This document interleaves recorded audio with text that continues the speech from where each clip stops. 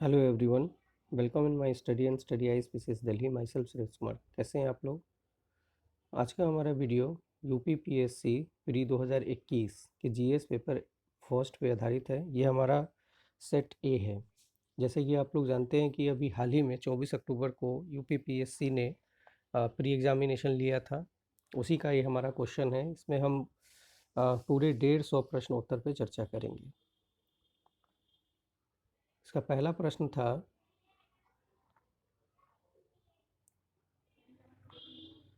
निम्न दो कथन दिए गए हैं जिनमें से एक को अभिकथन ए और दूसरे को कारण कहा गया है। यानी कि ऐसे क्वेश्चन में हमें अभिकथन ए और कारण दोनों की सत्यता और असत्यता की जांच करनी होती है। जैसे यहाँ पहला अभिकथन ए है हमारा कि मुगल साम्राज्य मूल रूप से एक सैनिक राज्य था, बिल्कुल सही है। दूसरा है कि केंद्रीय शासन व्यवस्था के विकास की प्रशासनिक उसकी सैनिक शक्ति पर निर्भर थी, ये भी सही है। तो क्या अब ये सही व्याख्या करता है, ये भी हमें चेक करना है। तो ये बिल्कुल सही व्याख्या करता है, तो इसलिए फर्स्ट का आंसर एक होगा। क्वेश्चन नंबर सेकेंड,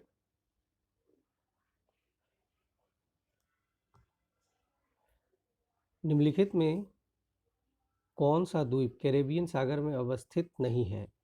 इसमें से कौन सा द्वीप ऐसा है जो कैरेबियन सागर में स्थित नहीं है? वो है मडीरा सी। सेकेंड का होगा सी, मडीरा। क्वेश्चन नंबर थर्ड, भारत में थोक मूल्य सूचकांक के आंकड़े निम्नलिखित में से कौन सा संस्थान या कार्यालय जारी करता है? तो ये जारी करने वाला जो संस्थान है वो है वाणिज्य एवं उद्योग मंत्रालय। तो थर्ड का होगा B answer. Question number fourth, भारत में आपदा प्रबंधन के लिए राष्ट्रीय आपदा प्रबंधन डिवीजन गृह मंत्रालय में एक नोडल डिवीजन है। राष्ट्रीय आपदा प्रबंधन प्राधिकरण का पदेन अध्यक्ष कौन है? यहाँ पे आसान सा क्वेश्चन है लेकिन काफ़ी महत्वपूर्ण क्वेश्चन है। और ध्यान रखें, इस तरह के क्वेश्चन आपके आगामी होने वाले पीसीएस परीक्षा में पूछा जाएगा। खास करके बीपीएससी के लिए यहाँ से कई सारे ऐसे क्वेश्चन होंगे जो काफ़ी महत्वपूर्ण होगा और BPSC same to same question दे सकता है आप लोगों से। तो ये बेहद महत्वपूर्ण होगा आप लोगों के लिए। अगर आप लोगों ने चैनल सब्सक्राइब नहीं किया है तो चैनल सब्सक्राइब कर लें, वीडियो को ज़रूर शेयर करें ताकि दूसरों को भी इसका लाभ मिल सके। देखिए, चौथा क्वेश्चन है, यहाँ पे सीधा पूछा है कि राष्ट्रीय आपदा प्रबंधन प्राधिकरण का पदेन अध्यक्ष कौन होता है? और इसके साथ एक और स्टेटमेंट यहाँ पे बड़ा अच्छा है इस क्वेश्चन में, ध्यान से देखें। कह रहा है कि भारत में आपदा प्रबंधन के लिए राष्ट्रीय आपदा प्रबंधन डिवीजन ये गृह मंत्रालय के एक नोडल डिवीजन होता है। तो यहाँ से भी एक क्वेश्चन बना सकता है। लेकिन हमारा जो क्वेश्चन है कि राष्ट्रीय आपदा प्रबंधन प्राधिकरण के पदेन अध्यक्ष कौन है, तो इसका आंसर होगा ए, प्रधानमंत्री। नेक्स्ट क्वेश्चन नंबर 5, ये यूपी स्पेशल क्वेश्चन है। उत्तर प्रदेश के बजट 2021-22 में किस योजना के अंतर्गत विद्यार्थियों को टैबलेट देने की घोषणा की गई है? इसका आंसर मेरे ख्याल से ए होना चाहिए। आप लोग ज़रूर चेक करके बताएं। मेरे ख्याल से मुख्यमंत्री अभ्युदय योजना, यही इसका आंसर होना चाहिए, 5 का ए। नेक्स्ट क्वेश्चन नंबर 6,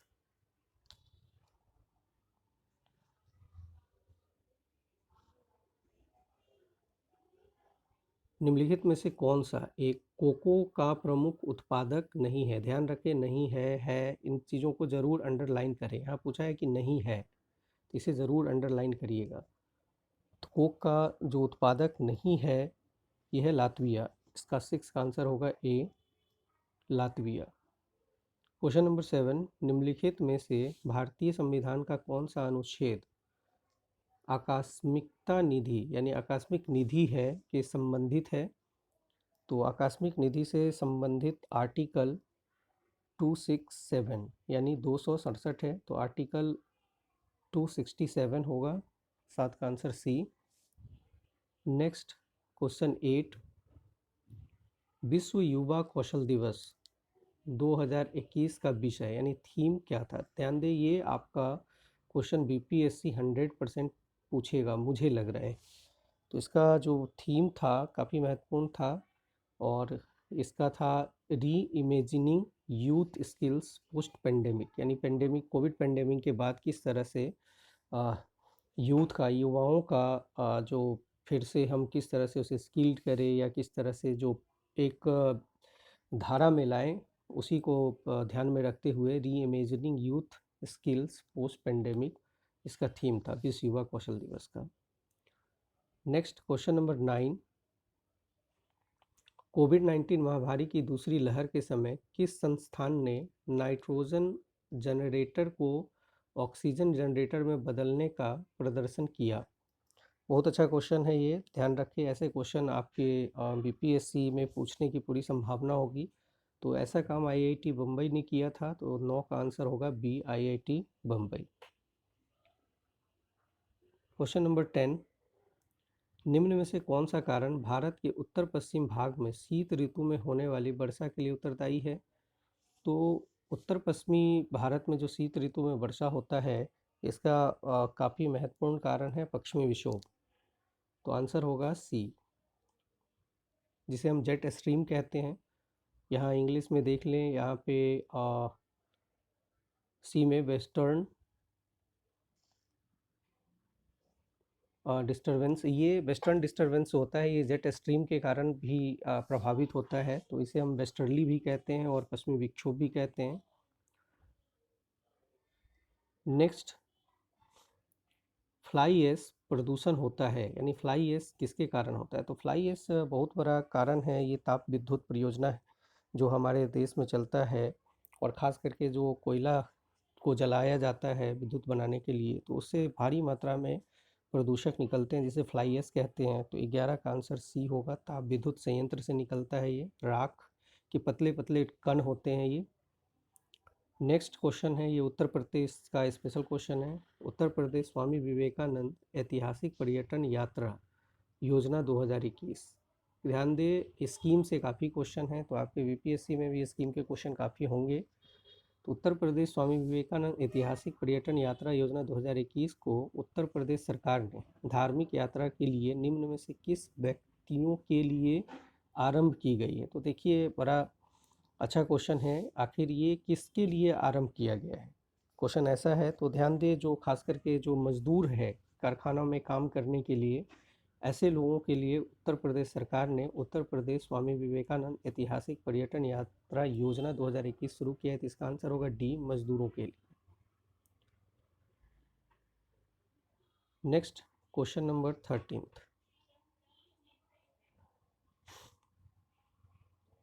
देखिए इसमें 150 क्वेश्चन है, वीडियो थोड़ा बड़ा होगा। अगर आप पीसीएस या किसी भी सिविल सर्विसेज की तैयारी करते हैं तो वीडियो को ज़रूर केयरफुली देखें। खास करके अगर आपको बीपीएससी 67 देना है तो आप वीडियो को ज़रूर देखें, यहाँ से कई क्वेश्चन आपको मिल जाएंगे। क्वेश्चन नंबर 13, निम्नलिखित में से कौन अन्य तीनों की तुलना में ज़्यादा सूर्य की रोशनी परावर्तित करता है? यानी कि इसमें तीनों दिया है, तीन हमारे पास ऑप्शन है, एक ऑप्शन चौथा भी है। तो चौथा ऑप्शन 3 से कंपैरिजन करना है कि कौन सबसे ज़्यादा सूरज की रोशनी को परावर्तित करती है, मतलब वापस भेजती है। इसका पहला ऑप्शन है रेत का रेगिस्तान, धान के खेत की भूमि, ताज़ा बर्फ़ से ढकी भूमि, प्रेयरी भूमि। इसमें ताज़ा बर्फ़ की जो ढकी भूमि होती है सूर्य की रोशनी को अधिक से अधिक परावर्तित करती है, इसलिए सी का आंसर होगा इसका 13 का सी। क्वेश्चन नंबर 14, निम्नलिखित शहरों में से किस एक में देश का प्रथम भारतीय कौशल संस्थान की स्थापना किया गया है? तो देखिए देश का, ये भी क्वेश्चन काफ़ी महत्वपूर्ण है, 14th क्वेश्चन बीपीएससी के लिए आपके काफ़ी महत्वपूर्ण हो जाएगा। निम्नलिखित किस शहर में कह रहा है कि देश का प्रथम भारतीय कौशल संस्थान स्थापित किया गया है? तो देश का प्रथम भारतीय कौशल संस्थान की स्थापना किया गया था ये कानपुर में, तो इसका आंसर होगा डी, कानपुर। देखिए कौशल विकास मंत्रालय एवं institute of technical education Singapore, ये दोनों ने मिलकर के इस संस्थान की स्थापना किया है, तो ध्यान रखें ये सिंगापुर के सहयोग से हुआ है। Question number 15, French open tennis tournament 2021 की महिला एकल खिताब की विजेता बारबोरा क्रेज़िकोवा निम्नलिखित में से किस देश से हैं? तो दो क्वेश्चन यहाँ पे बनेगा इसमें से, और ये भी काफ़ी महत्वपूर्ण क्वेश्चन है। एक तो फ्रेंच ओपन टेनिस टूर्नामेंट 2021 की महिला एकल खिताब विजेता कौन है, ऐसा क्वेश्चन बना सकता है, तो याद रखें यह है बारबोवा क्रेज़िकोवा।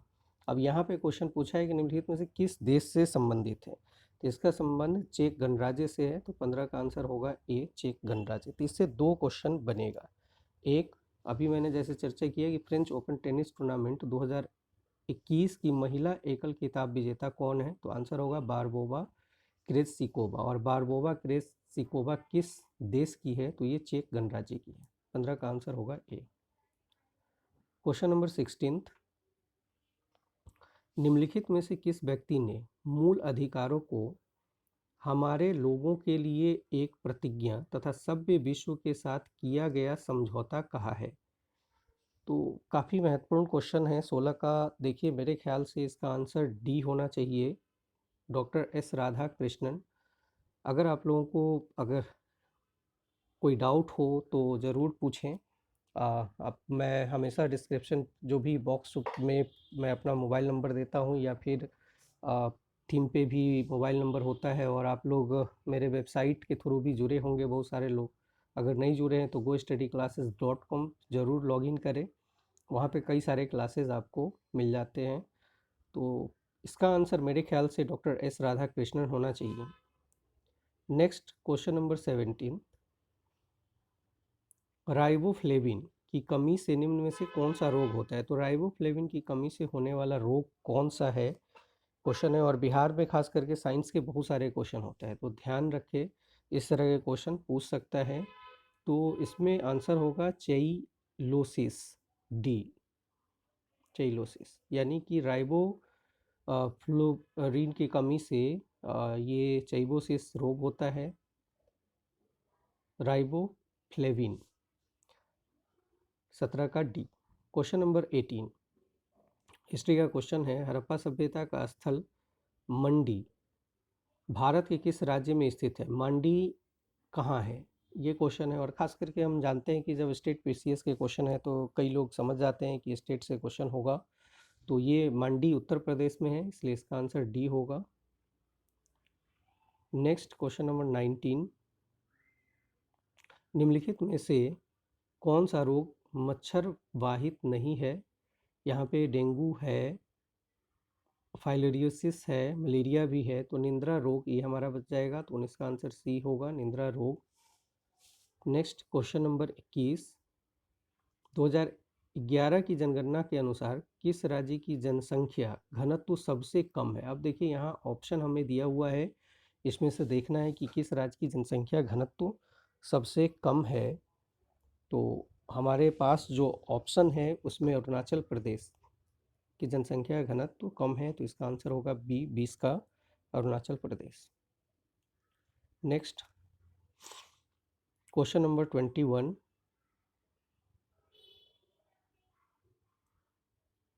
साइंस के क्वेश्चन है ये। बाटुलिज्म है, यानी बाटुलिज्म क्या है? इस तरह के क्वेश्चन आपके बीपीएससी में काफ़ी महत्वपूर्ण हो जाएंगे। बाटुलिज्म का काम होता है भोज्य पदार्थ से होने वाला विषैलापन को बाटुलिज्म कहते हैं, तो 21 का आंसर बी होगा। बाटुलिज्म भोज्य पदार्थ से होने वाला विषैलापन है। नेक्स्ट क्वेश्चन नंबर 22, कौन से संविधान संशोधन अधिनियम द्वारा मतदान की आयु को 21 वर्ष से घटाकर 18 वर्ष किया गया था? ध्यान दें, अगर आप लोग मेरे चैनल से जुड़े होंगे, और मैं आप लोगों के लिए अभी एक प्रैक्टिस सेट चला रहा हूँ, जिसमें करीब 8 प्रैक्टिस सेट या 9 प्रैक्टिस सेट हो चुका है। 10वां प्रैक्टिस सेट मैं जल्द ही अपलोड कर दूंगा। तो वहाँ से कई सारे क्वेश्चन यहाँ पे देखने को मिला है, तो आप लोग अगर देखा होगा तो आप लोगों को पता चलेगा। तो कह रहा है कि कौन से संविधान संशोधन अधिनियम द्वारा मतदान की आयु को 21 वर्ष से घटाकर 18 वर्ष किया गया था? काफ़ी महत्वपूर्ण क्वेश्चन है, आप बीपीएससी के लिए भी इसे याद रखिए। और ये हुआ था 61वां संविधान संशोधन द्वारा, तो आंसर होगा सी, 61वां संविधान संशोधन। नेक्स्ट क्वेश्चन नंबर 23, रेडियो धर्मिता के संदर्भ में निम्नलिखित कथनों में से कौन से सही है या हैं, यानी दो कथन दिए हुए हैं, दोनों सही हैं या एक सही है, हमें देखना है। तो यहाँ पे जो सबसे पहला है, रेडियो धर्मिता एक नाभिकीय युग गुण है, बिल्कुल सही बात है। इसके बाद कह रहा है कि नाभिकीय विखंडन के सिद्धांत पर हाइड्रोजन बम बनाया जाता है। नहीं, देखिए, हाइड्रोजन बम नाभिकीय संलयन के आधार पर बनाया जाता है, ये गलत है। तो एक सही है, इसलिए इसका आंसर होगा केवल एक, तो इसका होगा ए। सूरज में भी नाभिकीय संलयन होता है और हाइड्रोजन हाइड्रोजन मिल करके हीलियम बनाता है, और संलयन अभिक्रिया होती है, उसमें भी भारी मात्रा में ऊर्जा विमुक्त होता है। नेक्स्ट क्वेश्चन नंबर 24,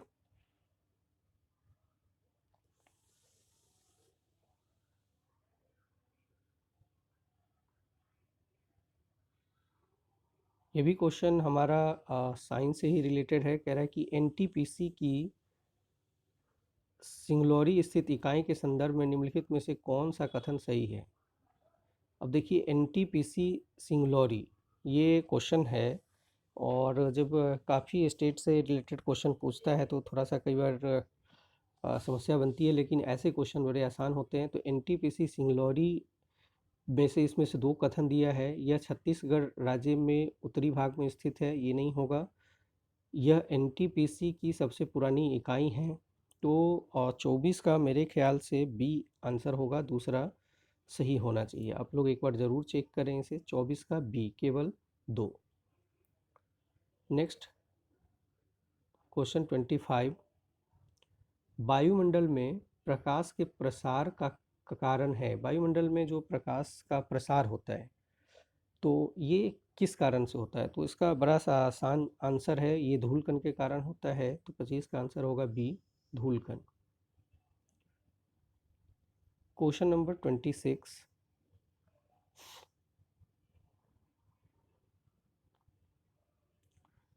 निम्नलिखित में से कौन से आयोग या समिति की सिफारिश पर भारत में अंतर्राज्यीय परिषद की स्थापना की गई थी।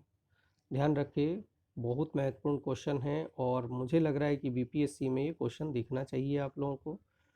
तो किस समिति की सिफारिश पर भारत में अंतर्राज्यीय परिषद की स्थापना हुई थी,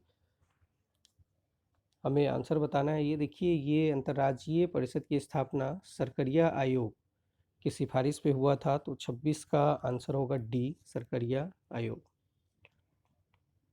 नेक्स्ट 27,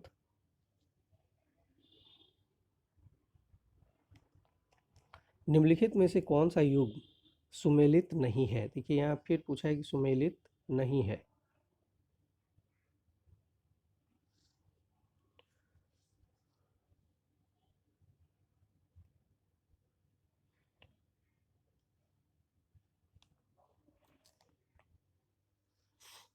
हमारे पास पहला ऑप्शन है विटामिन ए, सुमेलित है या नहीं है, ज़रा ध्यान से देखें। और vitamin C, vitamin D, vitamin B6.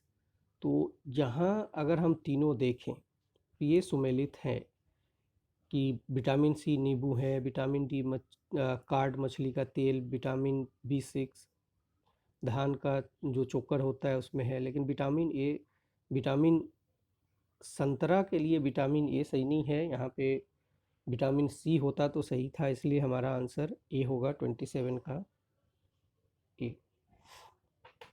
Next, statue of peace Bharat के किस राज्य में अवस्थित है। फैक्ट है ये, स्टैचू ऑफ पीस भारत के किस राज्य में अवस्थित है। तो ध्यान रखिए, ये गुजरात में है, तो इसका आंसर होगा सी, गुजरात। और गुजरात में ये कहाँ है और किस चीज़ का स्टैचू है जिसे हम स्टैचू ऑफ पीस कहते हैं। ये जैन एक मुनि है, आचार्य विजय वल्लभ जैन, जैनी थे ये, और उनके आचार्य थे आचार्य विजय वल्लभ जी की मूर्ति है, उसे हम कहते हैं। ये जैतपुरा में है, जैतपुरा गुजरात के पाली डिस्ट्रिक्ट में है।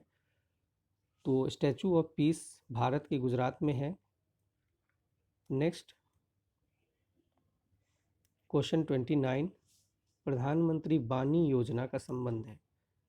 प्रधानमंत्री वानी योजना किस चीज़ से रिलेटेड है, क्वेश्चन है आप लोगों का।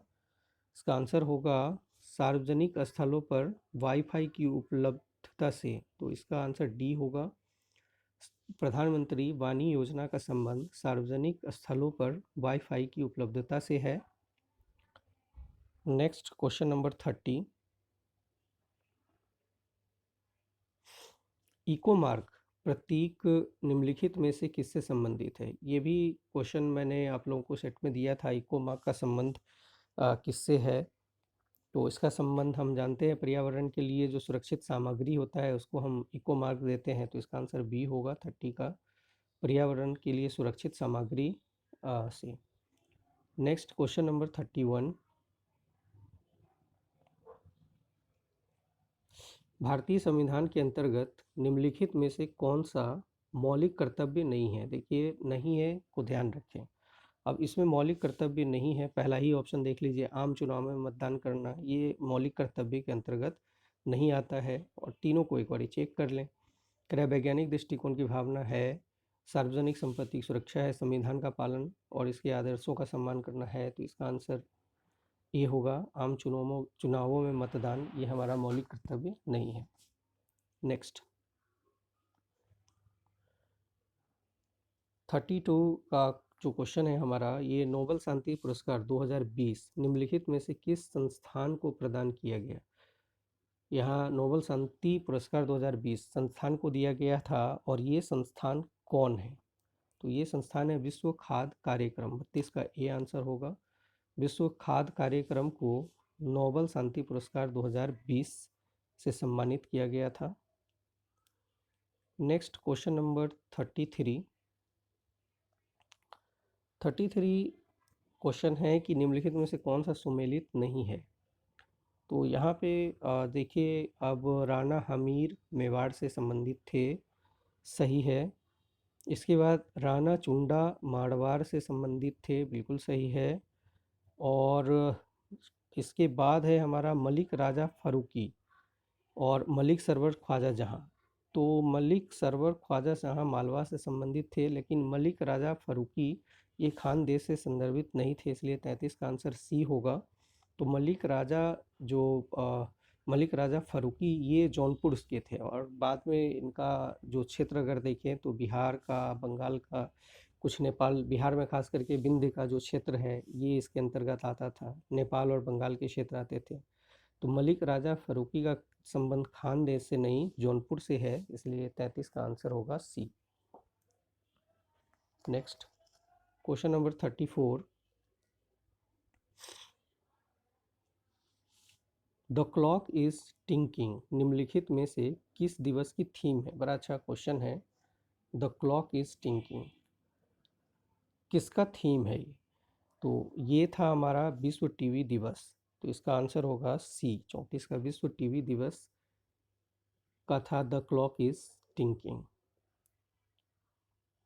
Question number 35। निम्नलिखित में से कौन सा संविधान संशोधन अधिनियम जीएसटी नियमों के कार्यान्वयन के लिए आवश्यक प्रावधान करता है? यानी जीएसटी के लिए कौन सा संविधान संशोधन है जो प्रावधान करता है? तो ये काफ़ी पॉपुलर क्वेश्चन है ये, और 101वां संविधान संशोधन इसके तहत आता है। इसका आंसर होगा 101वां संविधान संशोधन। Next question number 36। 27 एवं 28 जुलाई 2021 को एक देश के विदेश मंत्री एंथोनी ब्लिनकेन ने भारत के साथ सहयोग को मजबूत करने के लिए भारत की 2 दिवसीय यात्रा की थी। वह निम्नलिखित में से किस देश से संबंधित है? याद रखें, इस तरह के क्वेश्चन करंट से पूछे जाते हैं। तो ये किस देश के विदेश मंत्री थे एंथोनी ब्लिनकेन? ये आपका आंसर होगा संयुक्त राज्य अमेरिका। 36 का बी, संयुक्त राज्य अमेरिका के विदेश मंत्री एंथोनी ब्लिंकेन थे। नेक्स्ट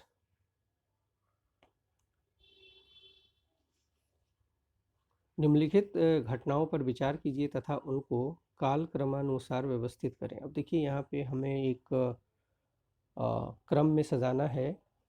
इस तरह से जब क्वेश्चन हम देखते हैं तो बड़ा डिफ़िकल्ट हो जाता है, कई बार कुछ ऑप्शन हमारे नज़र में रहते हैं और कई बार नहीं रहता है। लेकिन इसमें अगर हम देखें तो हमारे ख्याल से शारदा अधिनियम, नेहरू रिपोर्ट, साइमन कमीशन और डांडी मार्च, ये सारे जो ऑप्शन हैं इसमें सबसे पहला साइमन कमीशन होना चाहिए।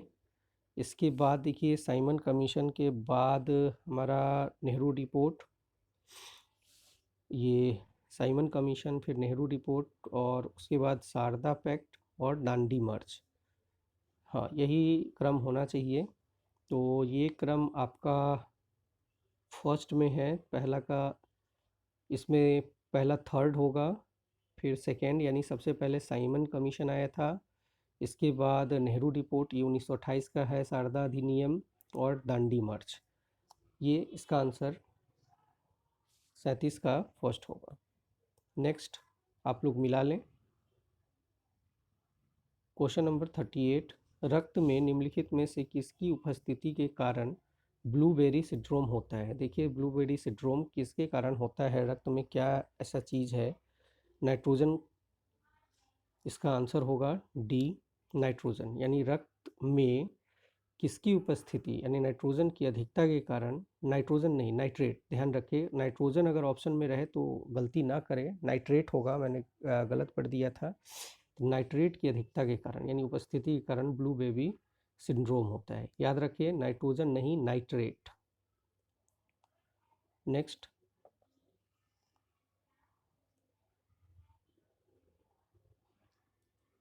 39 क्वेश्चन है हमारा।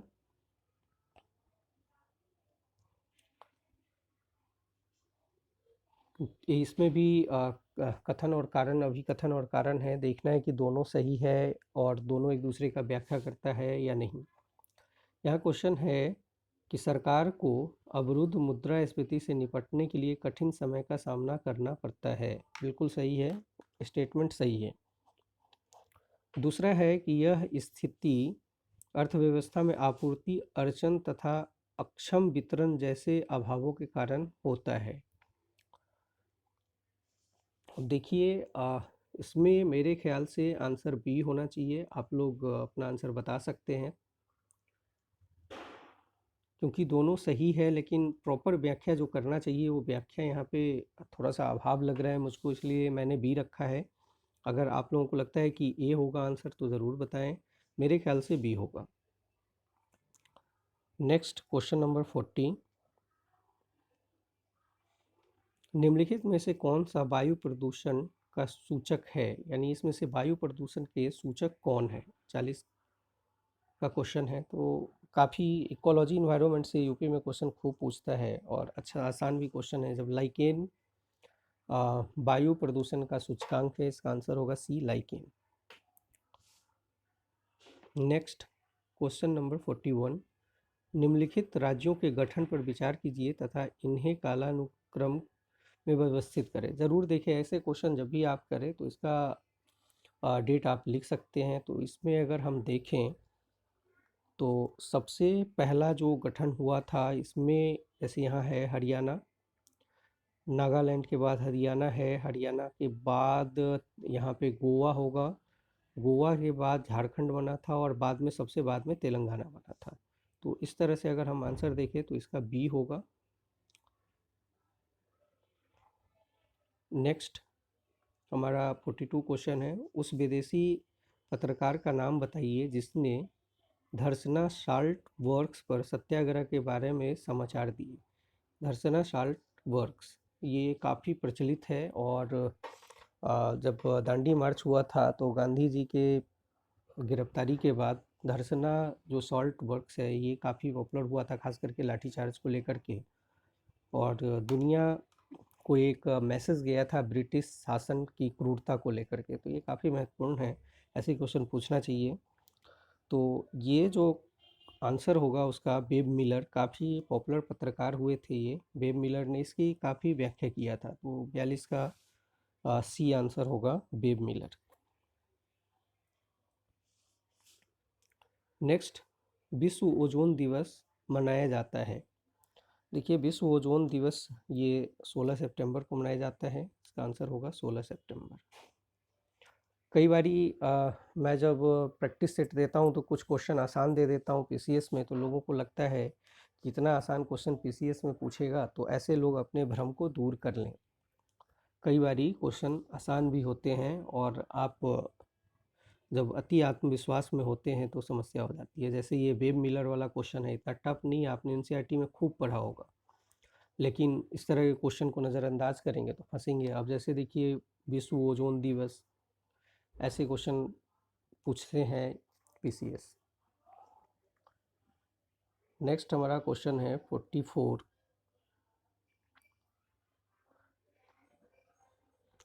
44 का है कि जन्म दर के संदर्भ में निम्नलिखित कथनों में से कौन सा सही है।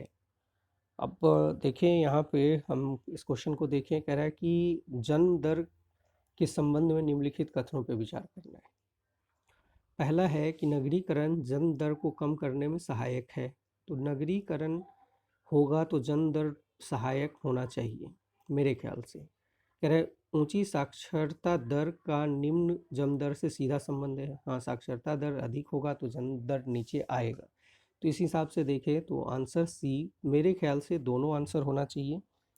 आप लोगों को क्या लगता है कि नगरीकरण जन्म दर को कम करने में सहायक है या नहीं है? अगर नहीं है तो आंसर ये, लेकिन मेरे ख्याल से इसका आंसर सी होना चाहिए। आप लोग अपना आंसर बता सकते हैं। नेक्स्ट ये स्टेट स्पेशल क्वेश्चन है 45 का। उत्तर प्रदेश जनसंख्या नियंत्रक स्थिरीकरण और कल्याण विधेयक 2021 के संदर्भ में कौन से कथन सही है या हैं? दो कथन दिए हुए हैं, हमें दोनों कथन को देखना है। तो 45 में अब देखें, इस विधेयक का उद्देश्य 26 तक यानी 2026 तक जन्म दर को 2.1 प्रति हजार जनसंख्या करना था, सही है। वर्तमान में राज्य में प्रजनन दर 2.7 प्रति हजार है, तो ये दोनों सही स्टेटमेंट है, तो 45 का आंसर होगा सी।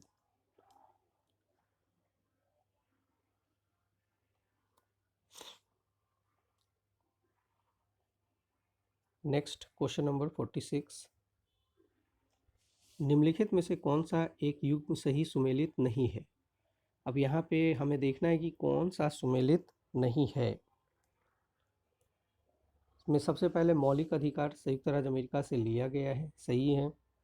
इसके बाद हम देखते हैं राज्य के नीति निर्देशक तत्व आयरलैंड से है, आपातकालीन शक्तियाँ जर्मनी से है, केंद्र की अवशिष्ट संख्या ऑस्ट्रेलिया से नहीं है, तो आंसर होगा सी। इसमें सी सुमेलित नहीं है, 46 का सी। Next question number 47। सूची 1 को सूची 2 से सुमेलित कीजिए तथा सूचियों के नीचे दिए गए कूट से सही उत्तर चुनिए। अब हमारे पास जो सूचियाँ दी गई है उसको देखना है, खनिज अन्वेषण अभिकरण और मुख्यालय कहाँ कहाँ है। तो इस तरह के क्वेश्चन का कई बार पूछा जाता है और काफ़ी महत्वपूर्ण भी होते हैं। 47 में देखिए, सबसे पहला हमारा दे रखा है तेल व प्राकृतिक गैस आयोग। जो तेल और प्राकृतिक गैस आयोग कहाँ है? ये तेल और प्राकृतिक गैस आयोग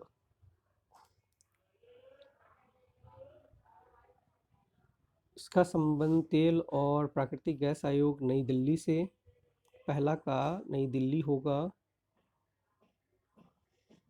दूसरा है खनिज अन्वेषण निगम लिमिटेड, ये खनिज अन्वेषण, इसका संबंध नागपुर से है।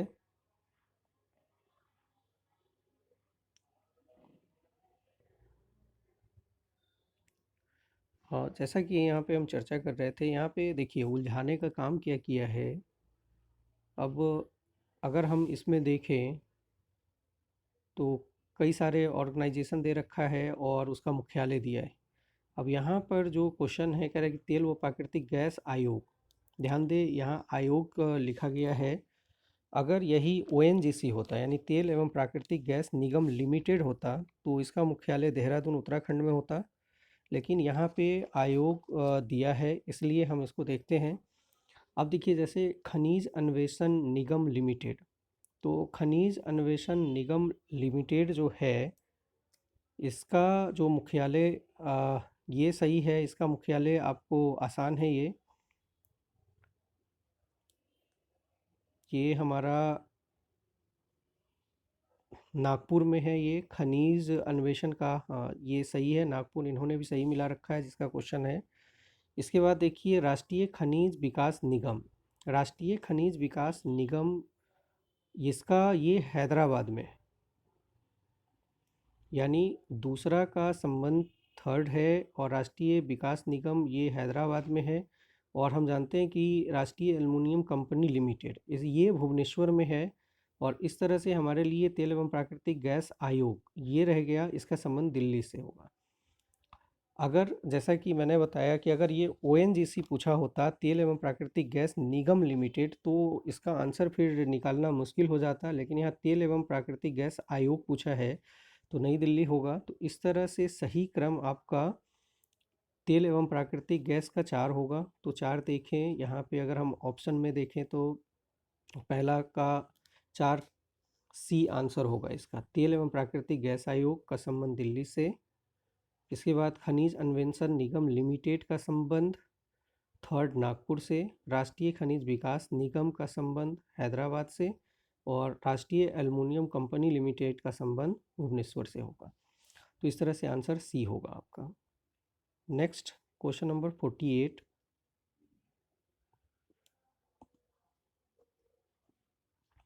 कह रहा है कि जून 2021 में आयोजित G7 शिखर सम्मेलन के संदर्भ में निम्नलिखित में कौन से कथन सही है, यानी सही कथन का हमें यहाँ पे पहचान करना है कि कौन सा कथन सही है।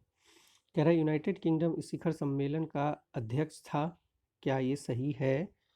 तो आप सही है तो सही है। और दूसरा है कि ब्राज़ील को अतिथि देश के रूप में शिखर सम्मेलन में आमंत्रित किया गया था, ये सही नहीं है। यानी जो 48 क्वेश्चन है केवल पहला सही है इसमें, तो इसका आंसर ये होगा 48 का ए। 49, भारतीय संसद की लोक लेखा समिति समीक्षा करती है, यानी लोक लेखा समिति किसकी समीक्षा करती है, क्वेश्चन है। तो नियंत्रण एवं महालेखा परीक्षक के प्रतिवेदन को, बिल्कुल सही है। तो जो लोक लेखा समिति का कार्य है कि नियंत्रण एवं महालेखा परीक्षक के प्रतिवेदन का समीक्षा करना, तो 49 का ए आंसर होगा। नेक्स्ट क्वेश्चन नंबर 50, निम्नलिखित में से किसको नगरीकरण वक्र में त्वरित अवस्था कहा जाता है? देखिए नगरीकरण वक्र में त्वरित अवस्था का जहाँ तक संबंध है, मेरे ख्याल से द्वितीय अवस्था होना चाहिए। आप लोग इस पे अपना राय दे सकते हैं। तो इसका आंसर द्वितीय अवस्था बी आंसर होगा। नेक्स्ट क्वेश्चन नंबर 51,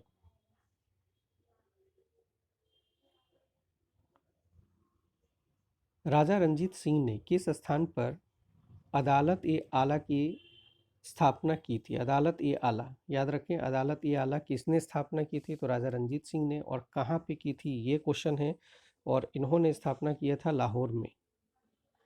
तो अदालत ए आला का संबंध लाहौर से है।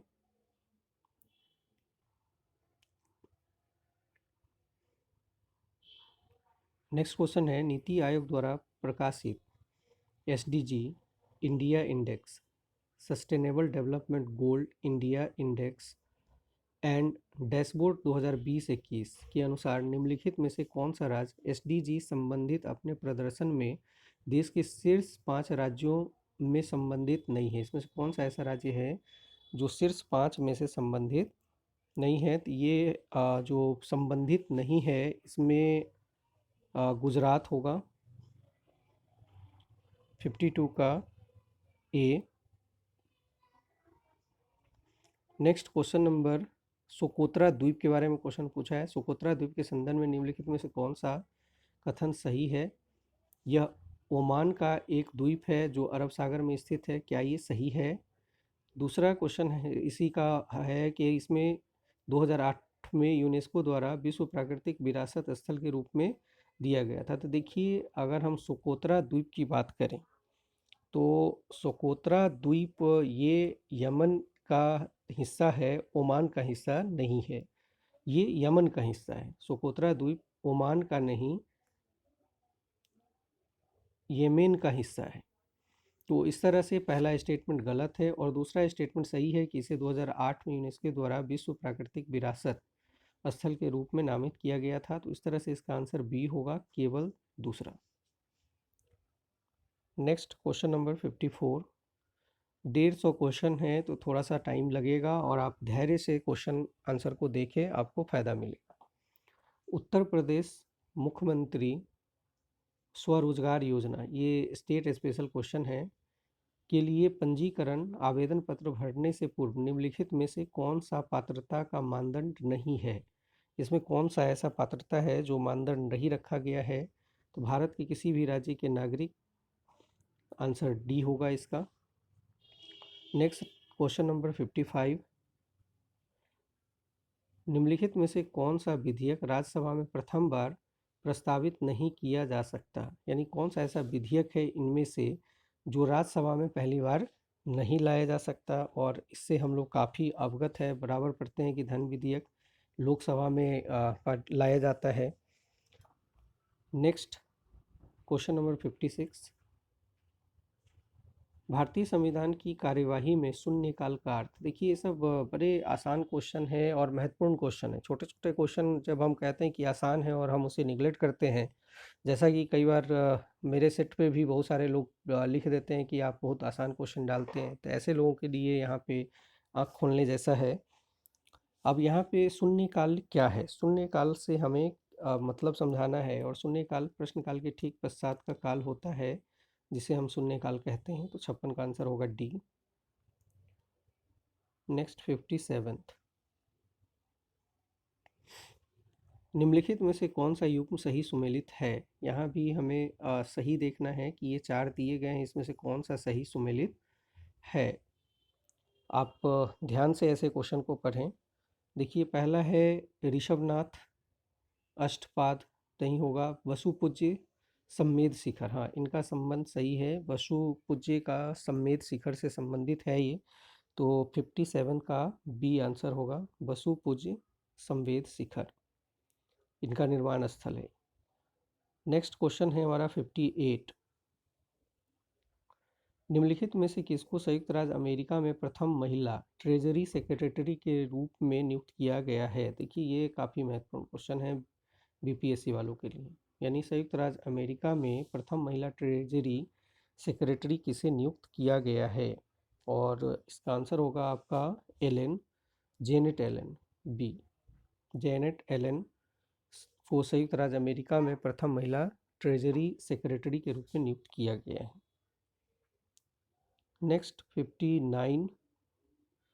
निम्नलिखित पर विचार कीजिए तथा उनको सही कालक्रम में व्यवस्थित करना है। हमारे पास 4 को सही क्रम में व्यवस्थित करना है, जैसे है गोलकनाथ वाद, केशवानंद भारती वाद, 24वां संविधान संशोधन अधिनियम, 42वां संविधान संशोधन अधिनियम। देखिए जब आपको कुछ भी डेट याद रहता है तो हम काफ़ी आसान तरीके से ऐसे क्वेश्चन को सॉल्व कर लेते हैं। तो इसमें अगर हम देखें तो इसमें सबसे पहले गोलकनाथ वाद आया था। इसके बाद देखिए गोलकनाथ के बाद हम 24वां संविधान संशोधन लेंगे। इसके बाद केशवानंद भारती और 42वां संविधान संशोधन अधिनियम। तो इस तरह से अगर हम देखें तो 59 का हमारा ये ज़्यादा सही है, ये सही होगा। Next question number 60। निम्नलिखित समाचार पत्रों में से किसने प्रतिष्ठित लोक सेवा श्रेणी में पुलित्जर पुरस्कार 2021 जीता है। यानी समाचार पत्रों में प्रतिष्ठित लोक सेवा श्रेणी में, ध्यान रखें यहाँ लोक सेवा श्रेणी समाचार पत्रों में भी डिफाइन करा है कि लोक सेवा श्रेणी में पुलित्जर पुरस्कार किसे दिया गया है। और ये दिया गया है द न्यूयॉर्क टाइम्स को, B, New York Times. Question number 61। निम्नलिखित में से भारत के पूर्वी तट पर स्थित सबसे बड़ी लैगून झील कौन सी है। तो भारत के पूर्वी तट पे जो सबसे बड़ी लैगून झील है वो है चिल्का।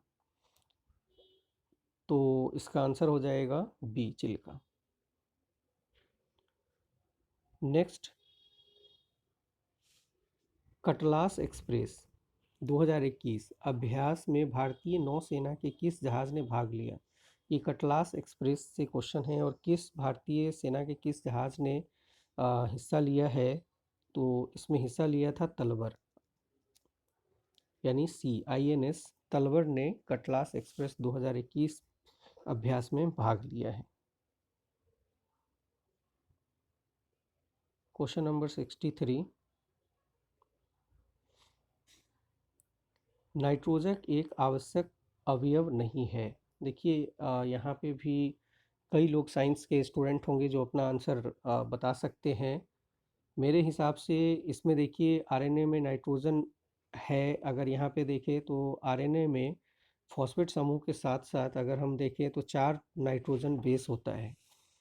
तो RNA में है, DNA में भी है।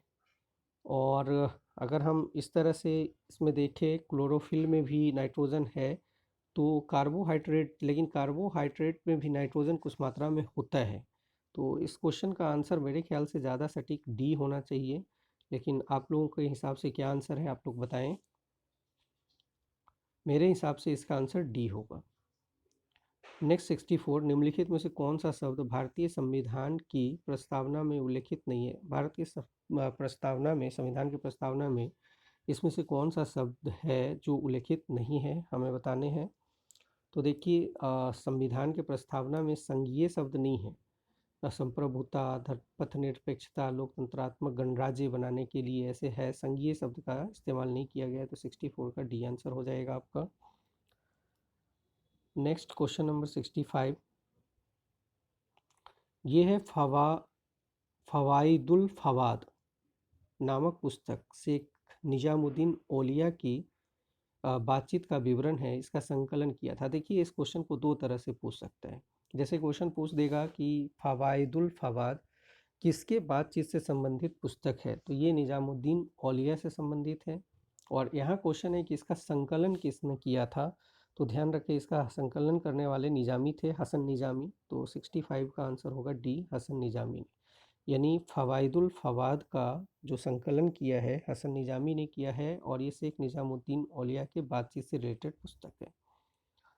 नेक्स्ट 66 क्वेश्चन हमारा, निम्नलिखित में से किस वर्ष में भारत सरकार द्वारा पर्यावरण परिरक्षण अधिनियम पारित किया गया। तो पर्यावरण से संदर्भित जो परिरक्षण अधिनियम पारित किया गया था, ये पारित किया गया था 86 में। तो इसका आंसर होगा 1986 बी, 66 का बी। नेक्स्ट 67, निम्नलिखित में से कौन सा आर्थिक विकास का प्रमुख कारक नहीं है। देखिए आर्थिक विकास का प्रमुख कारक नहीं है।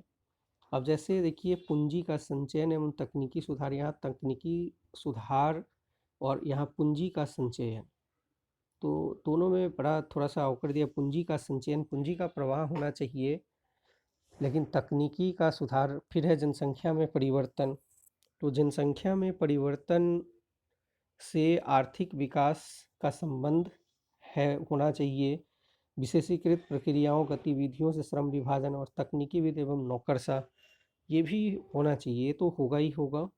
अब पूंजी का संचयन एवं तकनीकी सुधार, तो इस तरह से अगर देखें इसमें जो सटीक मेरे ख्याल से जो बैठ रहा है जनसंख्या में परिवर्तन में अगर हम कंपैरिजन करें तो, लेकिन यहाँ पे अगर हम पहला भी देखें तो इसमें थोड़ा सा कन्फ्यूज़न है। आप लोग बताएं, मेरे ख्याल से ज़्यादा सटीक बी, जनसंख्या में परिवर्तन होना चाहिए।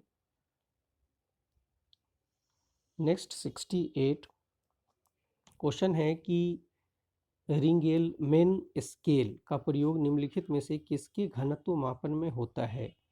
तो रिंगेलमेन स्केल का मापन धुआं को मापने के लिए किया जाता है। तो 68 का आंसर होगा ए, धुआं। ये क्वेश्चन आपके बीपीएससी में पूछ सकता है, रिंगेलमेन स्केल। नेक्स्ट क्वेश्चन नंबर 69, भारतीय इतिहास के संदर्भ में बाइकॉम सत्याग्रह के संबंध में निम्नलिखित कथनों में से कौन से सही हैं। ध्यान दें यहाँ भी सही कथन पूछा है। यह अस्पृश्यता और जातिवाद भेदभाव के विरुद्ध एक सत्याग्रह था, बात तो सही है। खास करके अगर हम बाइकॉम के बारे में देखें, महात्मा गांधी ने सत्याग्रह में भाग लिया था। तो ये इसका आंसर दोनों सही होना चाहिए। तो 69 का सी आंसर होगा। वाईकॉम सत्याग्रह काफ़ी महत्वपूर्ण सत्याग्रह था ये। नेक्स्ट क्वेश्चन नंबर 70 कह रहा है कि शीत प्रकोष्ठ में फल भंडार दीर्घ भंडारण जीवन देता है क्योंकि, अब देखिए शीत प्रकोष्ठ यानी जो हम अगर हम इसको जैसे फ्रूट वगैरह का हम स्टोर करते हैं कोल्ड स्टोर में या कोल्ड चैम्बर में, वो क्यों इसको दीर्घ भंडारण जीवन देता है, यानी लंबे समय तक रखने में कैसे सहायक है। तो बड़ा अच्छा क्वेश्चन है ये, और इसका कारण है कि श्वसन दर का जो ह्रास होता है, तो ये इसका सी ज़्यादा सही आंसर है, श्वसन दर का ह्रास। नेक्स्ट क्वेश्चन नंबर 71 सामाजिक विकास की 3 अवस्थाओं का सिद्धांत मूलतः किसने प्रतिपादित किया। देखिए 71 का सीधा सीधा आंसर होगा अगस्त कॉम्टे ने। तो सामाजिक विकास की 3 अवस्थाओं का संबंध अगस्त कॉम्टे से है। 72 निम्नलिखित में से किस कण पर शून्य आवेश से होता है, मतलब यहाँ पे जो कण दिए गए उसमें किस में शून्य आवेश है, तो ये है न्यूट्रिनो, पॉजिट्रिनो, इलेक्ट्रॉन, अल्फा कण। तो इसमें न्यूट्रिनो है जिसपे शून्य आवेश होता है। ऐसे क्वेश्चन बीपीएससी में साइंस में आपसे पूछे जा सकते हैं। नेक्स्ट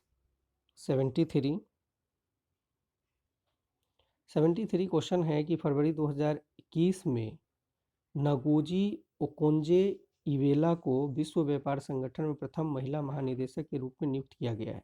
यह महिला निम्नलिखित में से किस राष्ट्र से संबंधित है। बहुत महत्वपूर्ण क्वेश्चन है, ध्यान रखिए, और ये भी आपके बीपीएससी के लिए महत्वपूर्ण है, और ये 2 तरह से क्वेश्चन पूछा जा सकता है। जैसे कि हाल ही में किस महिला को प्रथम महिला महानिदेशक के रूप में चुना गया है विश्व व्यापार संगठन में, यानी विश्व व्यापार संगठन के जो प्रथम महिला महानिदेशक के रूप में किसे चुना गया है, तो ये नगोजी ओंकोजो इवेला है, जिन्हें संयुक्त रूप से अगर देखें तो ये एक विश्व व्यापार संगठन की जो महिला के तौर पर इन्हें महानिदेशक चुना गया है। तो एक क्वेश्चन ऐसे पूछ सकते हैं। दूसरा क्वेश्चन है कि ये किस देश से रिलेटेड है, तो इनका संबंध नाइजीरिया से है। या क्वेश्चन ऐसे भी बना सकता है कि हाल ही में नगोजी इकोंजो इवेला को विश्व व्यापार संगठन के प्रथम महिला महानिदेशक के रूप में नियुक्त किया गया है, ये किस देश से संबंधित है, तो इनका संबंध नाइजीरिया से है। नेक्स्ट क्वेश्चन नंबर 74 निम्नलिखित में से कौन सा युग्म सही सुमेलित है। अब देखिए सही सुमेलित नहीं है, ध्यान रखिए नहीं है। यहाँ है अंतर्राष्ट्रीय सस्य वानिकी अनुसंधान केंद्र नैरोबी, सही है। भारतीय वन प्रबंधन संस्थान भोपाल, केंद्रीय सस्य वानिकी अनुसंधान संगठन, टाटा ऊर्जा अनुसंधान संगठन नई दिल्ली, तो ये आंसर हो जाएगा सी, 74 का सी। 75 क्वेश्चन है हमारे पास, poverty and un British rule in India नामक पुस्तक किस वर्ष प्रकाशित हुई थी। Poverty and un British rule in India Dadabhai Naoroji की पुस्तक है ये। 75 का ये कह रहा है कि किस वर्ष प्रकाशित हुई थी, तो इसका प्रकाशन 1901 में हुआ था, आंसर होगा 1901। नेक्स्ट है 76 निम्नलिखित में से कौन भारत के प्रथम वित्त आयोग का अध्यक्ष था। देखिए ऐसे क्वेश्चन कई बार लोग कहते हैं काफ़ी आसान है, ऐसे क्वेश्चन नहीं पूछेगा। तो 76 में कह रहा है कि भारत के प्रथम वित्त आयोग के रूप में हम केसी नियोगी जी को जानते हैं, तो इसलिए आंसर होगा बी, श्री केसी नियोगी।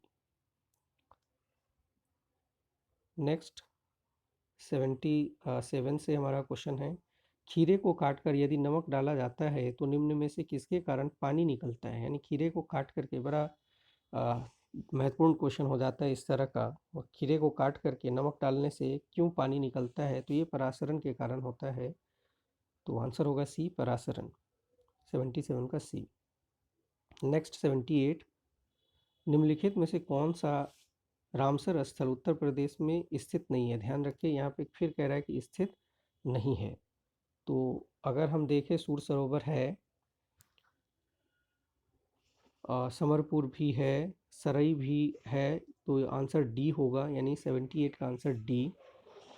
नेक्स्ट आप लोग देखें, अगर कोई आंसर में त्रुटि हो तो आप लोग ज़रूर कमेंट करके बताएं और उसका फैक्ट भी हमें बताएं। नेक्स्ट है कि फेफड़ों में गैसीय विनिमय का स्थल है, यानी गैसीय विनिमय कहाँ होता है? फेफड़ा में। ये भी साइंस से रिलेटेड क्वेश्चन है और इसका आंसर होगा अल्वियोलाई। एल्वियोलाई 79 का, यानी कि फेफड़े में एल्वियोलाई में गैसीय विनिमय होता है। Next question number 80। क्वेश्चन है कि निम्नलिखित में से कौन सा ग्रामीण समुदाय का तत्व नहीं है? ध्यान दें, ग्रामीण समुदाय का तत्व नहीं है। जैसे हम की भावना, क्षेत्र क्षेत्र होगा, सांस्कृतिक विविधता और आत्मनिर्भरता। देखिए आत्मनिर्भरता है, अब यहाँ पे हम की भावना और सांस्कृतिक विविधता, अब ये दोनों में कन्फ्यूजन है। सांस्कृतिक विविधता ग्रामीण क्षेत्र में अगर देखें तो थोड़ा सा कम दिखाई पड़ता है, तो इस तरह से इसको भी कई लोग मान सकते हैं, लेकिन मेरे ख्याल से ज़्यादा हम की भावना एक होना चाहिए। आप देखिए यूपी पीसीएस इसको क्या सिलेक्ट करता है इस क्वेश्चन को। तो इस क्वेश्चन में थोड़ा सा डाउट है, आप लोग अपना आंसर बताएं कि ए या दो, यानी कि हम की भावना या सांस्कृतिक विविधता, कौन सा आप सही करेंगे। नेक्स्ट, निम्नलिखित में से किस कुल के पौधों से टापा कपड़ा बनाया जाता है? यानी किस कुल के पौधे से टापा कपड़ा बनाया जाता है? टापा कपड़ा बनाया जाता है मेरेसी ग्रुप के पौधों से। तो 81 का होगा बी, मेरेसी। नेक्स्ट 82, ब्रिटिश इंडिया के निम्नलिखित में से किस अधिनियम ने सामूहिक कार्यचालन के स्थान पर विभाग या विभागीय पद्धति द्वारा वायसराय की कार्यकारी परिषद पर उनके प्राधिकार को और अधिक बल प्रदान किया? ये बहुत महत्वपूर्ण क्वेश्चन है, बीपीएससी वाले ज़रूर इसे याद कर लें। तो ये प्रक्रिया जो अपनाई गई थी, ये अपनाया गया था 61 में। तो ये भारतीय परिषद अधिनियम 1861 होगा। 82 का आंसर ए, भारतीय परिषद अधिनियम 1861। नेक्स्ट, फिर ये कथन और कारण वाला है और दोनों में से सही है या दोनों एक दूसरे को पूरक है या व्याख्या करता है या नहीं करता है, ऐसे क्वेश्चन होता है। कथन है हमारा, पारिस्थितिकी यह तंत्र के विविध अवयव आपस में एक दूसरे पर निर्भर करते हैं। तो ये बिल्कुल सही लग रहा है या नहीं है? देखिए पारिस्थितिकीय संतुलन की अगर हम बात करें तो पारिस्थितिकीय तंत्र के विविध अवयव आपस में एक दूसरे पर निर्भर करती है, लेकिन यहाँ सेंटेंस को ध्यान से पढ़े, यहाँ क्या दिया है? निर्भर नहीं करती है। तो ये स्टेटमेंट फॉल्स हो जाएगा। इसके बाद क्या है कि मानव प्रक्रियाओं से वातावरण प्रभावित होता है। तो ये होगा बिल्कुल। तो केवल आर सही है, तो इस तरह से ए गलत है किंतु आर सही है। आंसर होगा डी, यानी 83 का डी। ध्यान से पढ़ें क्योंकि यहाँ पे नहीं शब्द को कोट किया गया है, अगर रहता तो ये दोनों सही हो जाता। 83 का डी। नेक्स्ट 84,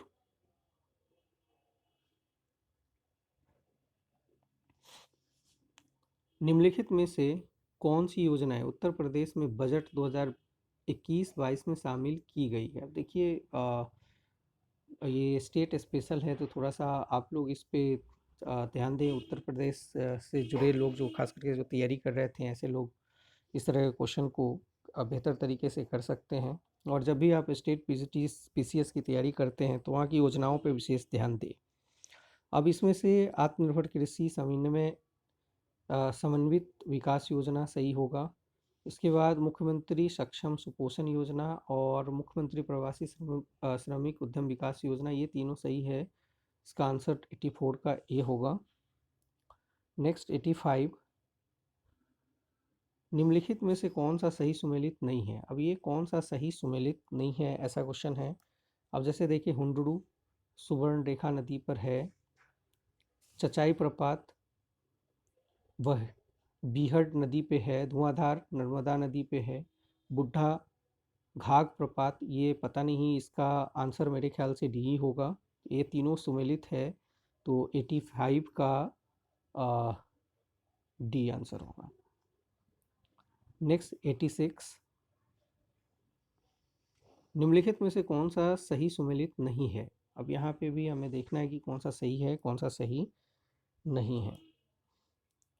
अब देखिए यहाँ जैसे दिखा है, सिरका में उपस्थित अम्ल एसिटिक अम्ल होता है, हड्डियों में कैल्शियम सल्फास्फेट होता है, दूध का खट्टा होना ये नाइट्रिक एसिड से नहीं होता है, तो इसका आंसर होगा सी। 86 का दूध का खट्टा होना नाइट्रिक एसिड नहीं है, ये सुमेलित नहीं है। Next 87,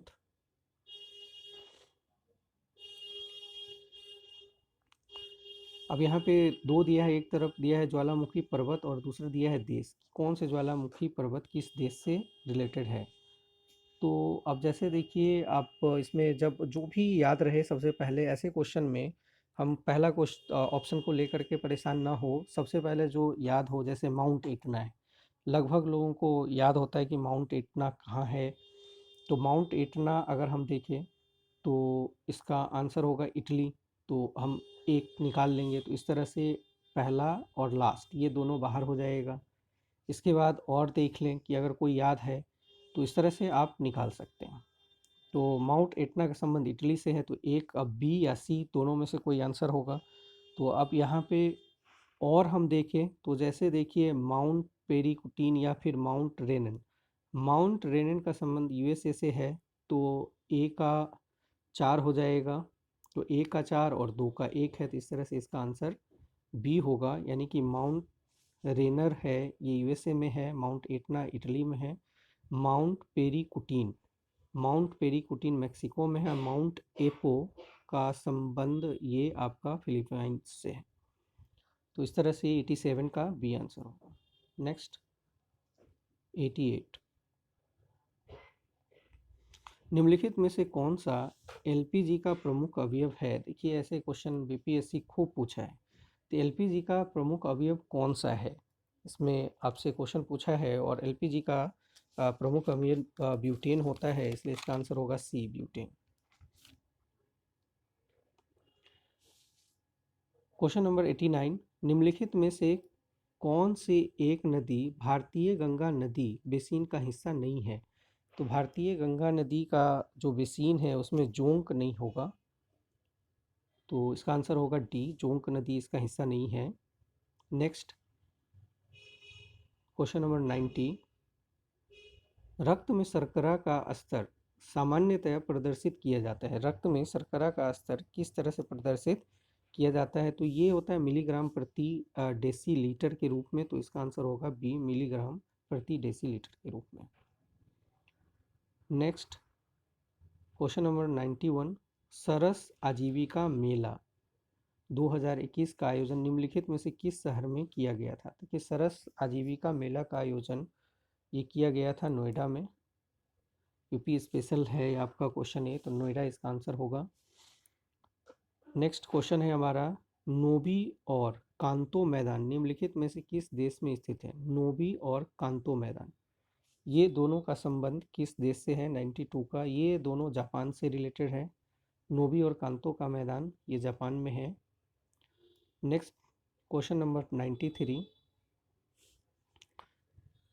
India climate change knowledge portal का शुभारंभ 2020 में निम्नलिखित में से किस महीने में किया गया। अब देखिए ऐसे फैक्चुअल क्वेश्चन के लिए आप जब भी कोई योजना वगैरह होता है तो उसको थोड़ा ध्यान से पढ़ें, तो हम सुरक्षित रहते हैं। ये शुरू किया गया था 2020 में, तो नवंबर 2020 इसका आंसर होगा पहला। इंडिया क्लाइमेट चेंज पोर्टल 2020 नवंबर 2020 में शुरू किया गया था। 94, भारत सरकार के संस्कृति मंत्रालय ने आज़ादी का अमृत महोत्सव, ये बहुत महत्वपूर्ण क्वेश्चन है, आज़ादी का अमृत महोत्सव के एक अंग के रूप में जून 2021 में शहीद राम प्रसाद बिस्मिल की जयंती उत्तर प्रदेश में निम्नलिखित में से किस स्थान पर मनाई गई थी। तो देखिए शहीद राम प्रसाद बिस्मिल जी की जो जयंती है उत्तर प्रदेश में मनाया गया था, शाहजहांपुर में, तो इसका आंसर होगा शाहजहांपुर।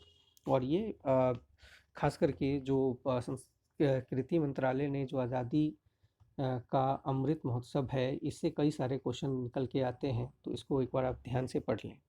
तो ये इसका आंसर होगा B, Shahjahanpur. Next 95। Asiatic society of Bengal का संस्थापक कौन था? तो एशियाटिक सोसाइटी ऑफ बंगाल की स्थापना किसने की थी? तो सर ये विलियम जोन्स ने किया था। आप हमेशा फैक्ट याद रखते हैं, आसान है, काफ़ी महत्वपूर्ण है। तो सर विलियम जोन्स ने एशियाटिक सोसाइटी ऑफ बंगाल की स्थापना की थी। नेक्स्ट 96 कह रहा है कि 2050 के लिए नेट जीरो लक्ष्य के संदर्भ में निम्नलिखित में से कौन से कथन सही है? ध्यान रखें, नेट जीरो लक्ष्य बड़ा महत्वपूर्ण क्वेश्चन है 96 का। ये नेट जीरो ये जो नेट जीरो लक्ष्य है ये 2050 तक का, इसे देखिए, इसे याद रखिए, ये आपका पोलैंड इसमें शामिल नहीं है। यूरोपीय संघ का एक संगठन है और इसमें पोलैंड शामिल नहीं है, पोलैंड बाहर है, अभी तक इसमें नहीं है। तो ऐसा क्वेश्चन पूछ सकता है कि यूरोपीय संघ द्वारा नेट जीरो लक्ष्य 2050 रखा गया, इसमें कौन सा यूरोप का देश शामिल नहीं है? तो पोलैंड है। अब इस क्वेश्चन में देखें, इसमें हमारा दे रखा है इसका अभिप्राय कि देश को 50 तक उसके उत्सर्जन को शून्य तक नीचे लाना है। और इसमें और दूसरा दे रखा है इसका अभिप्राय है कि किसी देश के उत्सर्जन की क्षतिपूर्ति वातावरण से ग्रीन हाउस गैस का निराकरण तथा अवशोषण से होगी। तो 96 का जो आंसर होगा ये पहला है कि इसका लक्ष्य है कि शून्य से नीचे तक लाना है। और याद रखें कि नेट जीरो जो लक्ष्य है यूरोपीय संघ का है, तो इसका आंसर बी होगा 96 का। नेक्स्ट 97, यहाँ पे फिर हमारे पास कथन और कारण है और देखना है कि दोनों कथन सही है या कौन सा सही है और व्याख्या करता है या नहीं करता है। 97 क्वेश्चन है हमारे पास। देखिए क्वेश्चन है कि भारत के मंत्रिपरिषद सामूहिक रूप से लोकसभा तथा राज्यसभा दोनों के प्रति उत्तरदायी नहीं होते। याद रखें, ये लोकसभा के प्रति उत्तरदायी होते हैं। कई बार दे देते हैं कि संसद के प्रति उत्तरदायी होते हैं, तो वहाँ पे कन्फ्यूजन होता है, फिर भी हम उसे गलत ही माने क्योंकि संसद में दोनों है, लोकसभा और राज्यसभा। लेकिन मंत्रिपरिषद सामूहिक रूप से लोकसभा के प्रति उत्तरदायी होते हैं, तो ये गलत है। लोकसभा और राज्यसभा दोनों के सदस्य संघीय सरकार के मंत्री बनने के पात्र हैं, ये सही है। तो इसका आंसर डी हो जाएगा क्योंकि डी ये गलत है और आर सत्य है, इसलिए आंसर डी होगा। नेक्स्ट 98 क्वेश्चन है कि संघीय बजट 2021-22 के अनुसार वित्त मंत्री ने कृषि ढांचा एवं विकास सेस के नाम से एक नया कर प्रस्तावित किया है। यह कर कितने उत्पादों पर लगाया जाएगा? अब देखिए, कृषि सेस के रूप में जो कर नया कर लाया गया है वो कितने उत्पाद पे लगाया जाएगा? तो इसका ये 29 उत्पादों पे होगा। तो 98 का आंसर होगा डी 29। नेक्स्ट 99 क्वेश्चन है हमारा, राज्य लोक सेवा आयोग के सदस्य को हटाया जा सकता है, तो इसे कैसे हटाया जाएगा? ये क्वेश्चन है हमारे पास। इसे देखिए, उच्चतम न्यायालय की जांच के पश्चात राष्ट्रपति द्वारा हटाया जाता है, बिल्कुल सही है, सी आंसर होगा। नेक्स्ट है कि निम्नलिखित में से कौन सा देश काला सागर के तट पर स्थित नहीं है? देखिए, तो काला सागर के तट पर स्थित कौन सा देश नहीं है? तो पहला ही है सीरिया, काला तट पे नहीं है। तुर्की, जॉर्जिया, बुल्गारिया, ये सब काला तट सागर के तट पे है। नेक्स्ट क्वेश्चन नंबर 101, यहाँ पे निम्नलिखित विदेश यात्रियों के उनके भारत आने के कार्यक्रम मतलब किस कार्यक्रम के अनुसार, यानी कालक्रम के अनुसार इसे व्यवस्थित करना है? William Hawkins, Ralph Fitch, sir Thomas Roe, Nicholas Dalton. तो इसमें अगर हम देखें तो सबसे पहले रॉल्फ फिंच आए थे, दूसरा, तो इसका पहला हो जाएगा आंसर दूसरा। ये क्रम है, सबसे पहले रॉल्फ फिंच, फिर विलियम हॉकिंस रॉल्फ फिंच के बाद आया था, उसके बाद निकोलस डाउटन और सर थॉमस सबसे बाद में आए थे। नेक्स्ट, पूंजी निर्माण के संदर्भ में कौन से कथन सही है? यह है, दो कथन दिए हुए हैं, क्या दोनों सही है? एक सही है, एक भी सही नहीं है, ऐसा क्वेश्चन है।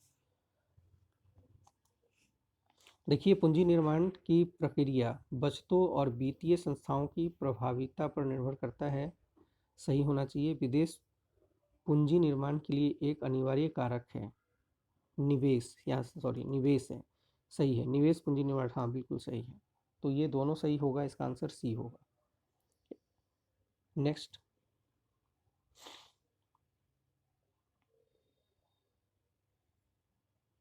Question number 103।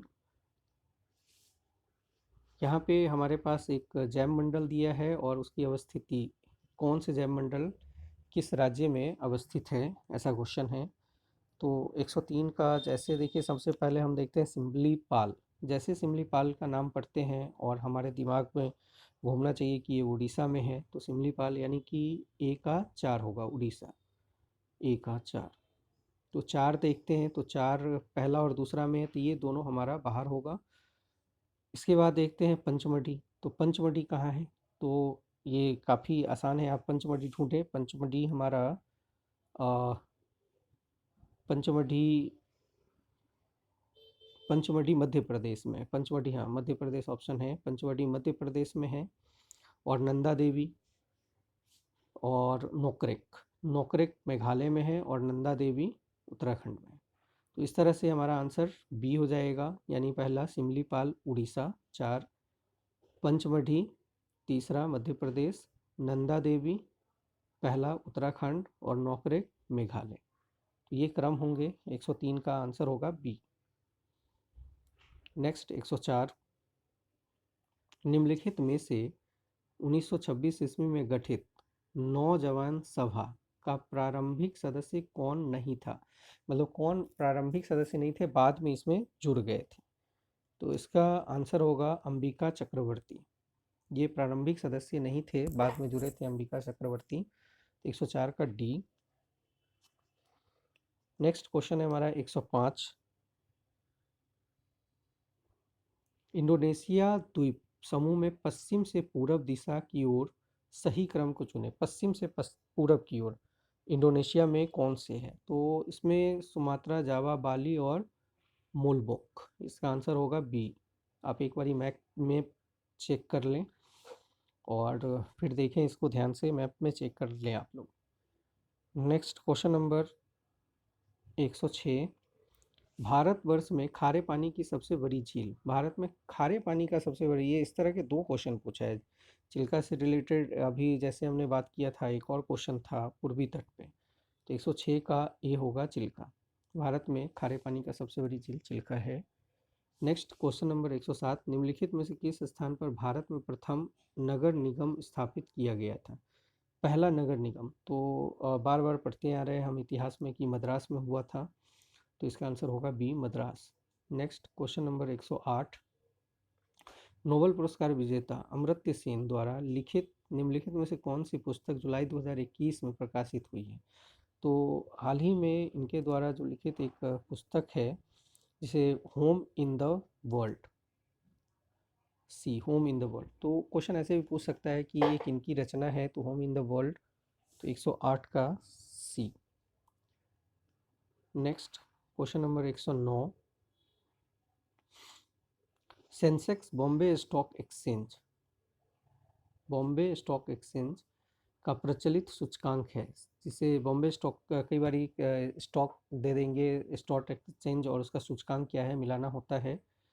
तो यहाँ पे कह रहा है कि बॉम्बे स्टॉक एक्सचेंज में सूचीबद्ध कितनी ब्लू चिप कंपनियों से इसका मापन होता है। यहाँ कितनी ऐसी कंपनियाँ हैं जो ब्लू चिप कंपनियों की तरह सूचित है।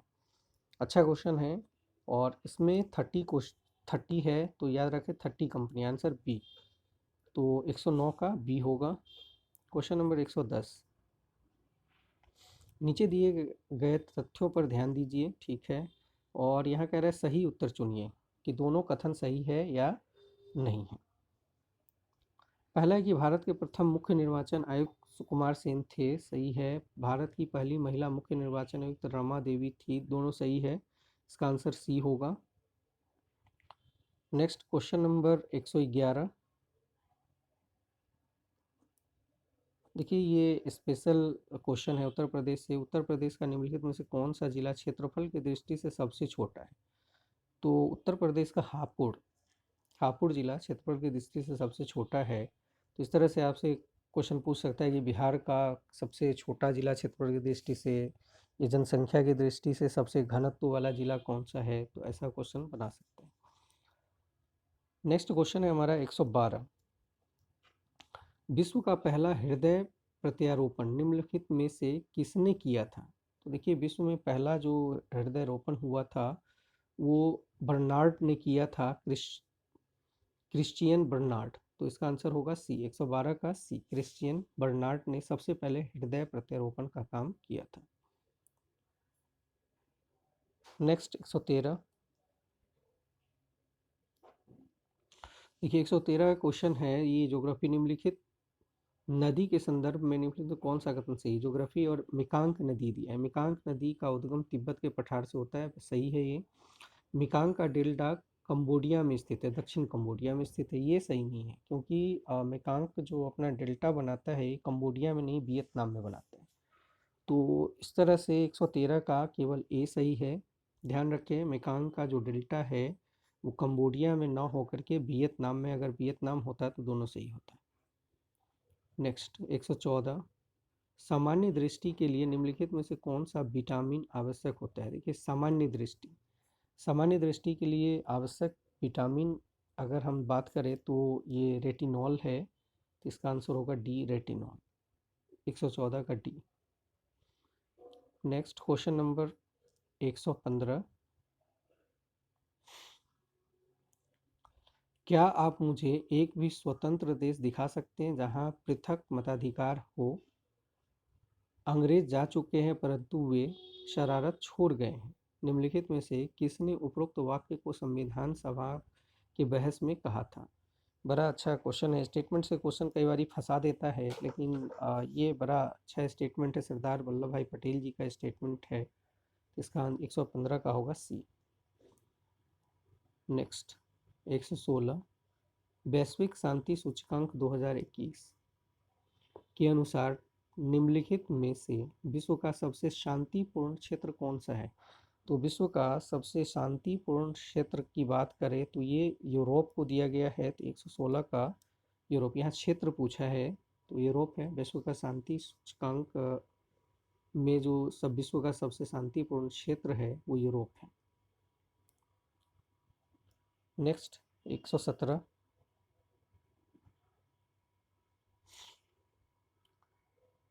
यहाँ भी दो कथन हमारे पास दिए गए हैं और उसके कारण भी है। कथन और कारण कौन से सही है, क्या उसका व्याख्या करता है या नहीं करता है, ये हमें देखना है। कह रहा है कि मानव शरीर अपने लिए आवश्यक सभी विटामिनों का संश्लेषण कर लेता है। नहीं, ऐसा नहीं है। कह रहा है कि शरीर के उचित विकास के लिए विटामिन की अनिवार्य होता है। बिल्कुल सही है। तो इसका केवल आर सही है, यानी कारण सही है, कथन गलत है। तो इसका आंसर होगा डी, यानी 117 का आंसर होगा डी। Next question 118।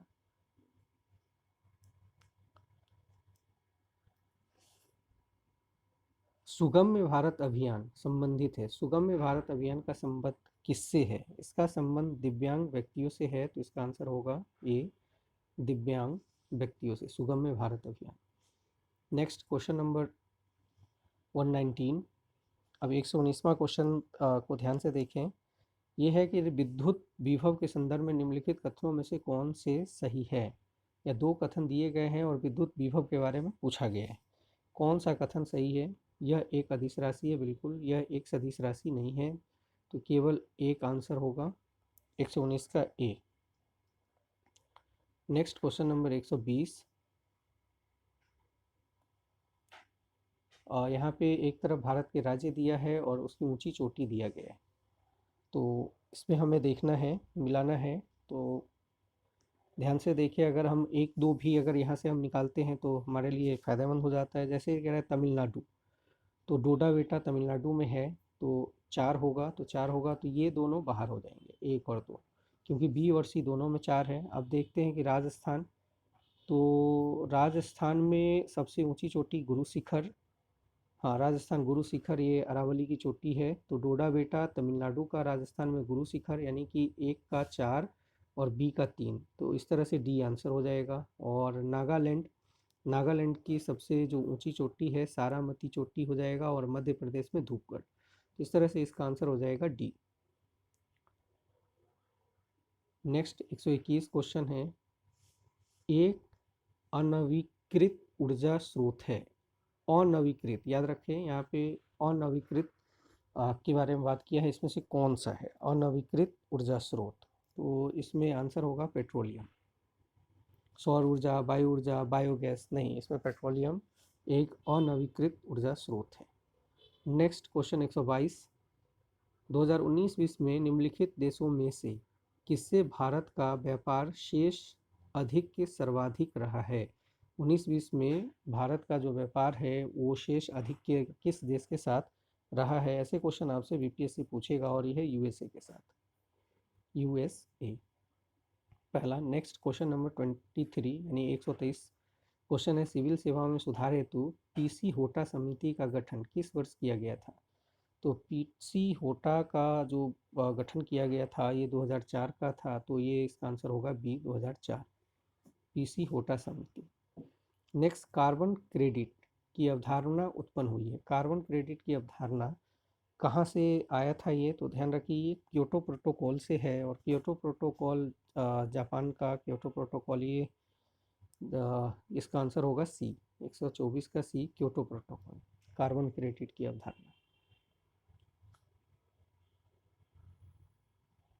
और नहीं, क्योटो प्रोटोकॉल बी, ठीक है बी, ये मॉन्ट्रियल नहीं होगा, ध्यान रखिए। क्योटो प्रोटोकॉल मैंने पहले ही बोला है, carbon credit Kyoto protocol B है, ऑप्शन सिलेक्ट करने में गलती हो गई थी।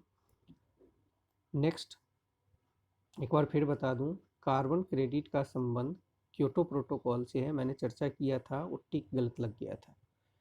नेक्स्ट है हमारा सातवाहन, हिस्ट्री का क्वेश्चन है ये। कह रहा है कि सातवाहन साहस के संदर्भ में निम्नलिखित कथनों में से कौन से कथन सत्य है? सातवाहन के बारे में कौन से कथन सत्य है, ध्यान रखें। अब यहाँ देखिए, जैसे सातवाहन नरेश प्राकृत भाषा के पोषक थे, हाँ ये सही है, प्राकृत ब्राह्मी लिपि होती थी इनकी, भाषा प्रकृत था। सातवाहन काल में कला के लोक पक्ष को अधिक प्रोत्साहन मिला। देखो लोक पक्ष का यहाँ पे मतलब क्या है? तो लोक पक्ष नहीं, यहाँ पे अगर हम देखें सातवाहनों के अधीन में हम शासक के अंतर्गत काफ़ी, खास करके जैसे अमरावती शैली वगैरह का विकास सातवाहनों के काल में हुआ था, तो पहला सही है और दूसरा उतना सही नहीं है, तो इस तरह से इसका आंसर केवल एक होगा, 125 का ए। नेक्स्ट 126 क्वेश्चन है, निम्नलिखित में से कांच का कौन सा प्रकार परावैंगनी किरणों को काटता है? कांच का कौन सा प्रकार है जो, ये बीपीएससी के लिए काफ़ी महत्वपूर्ण क्वेश्चन हो जाएगा आपका।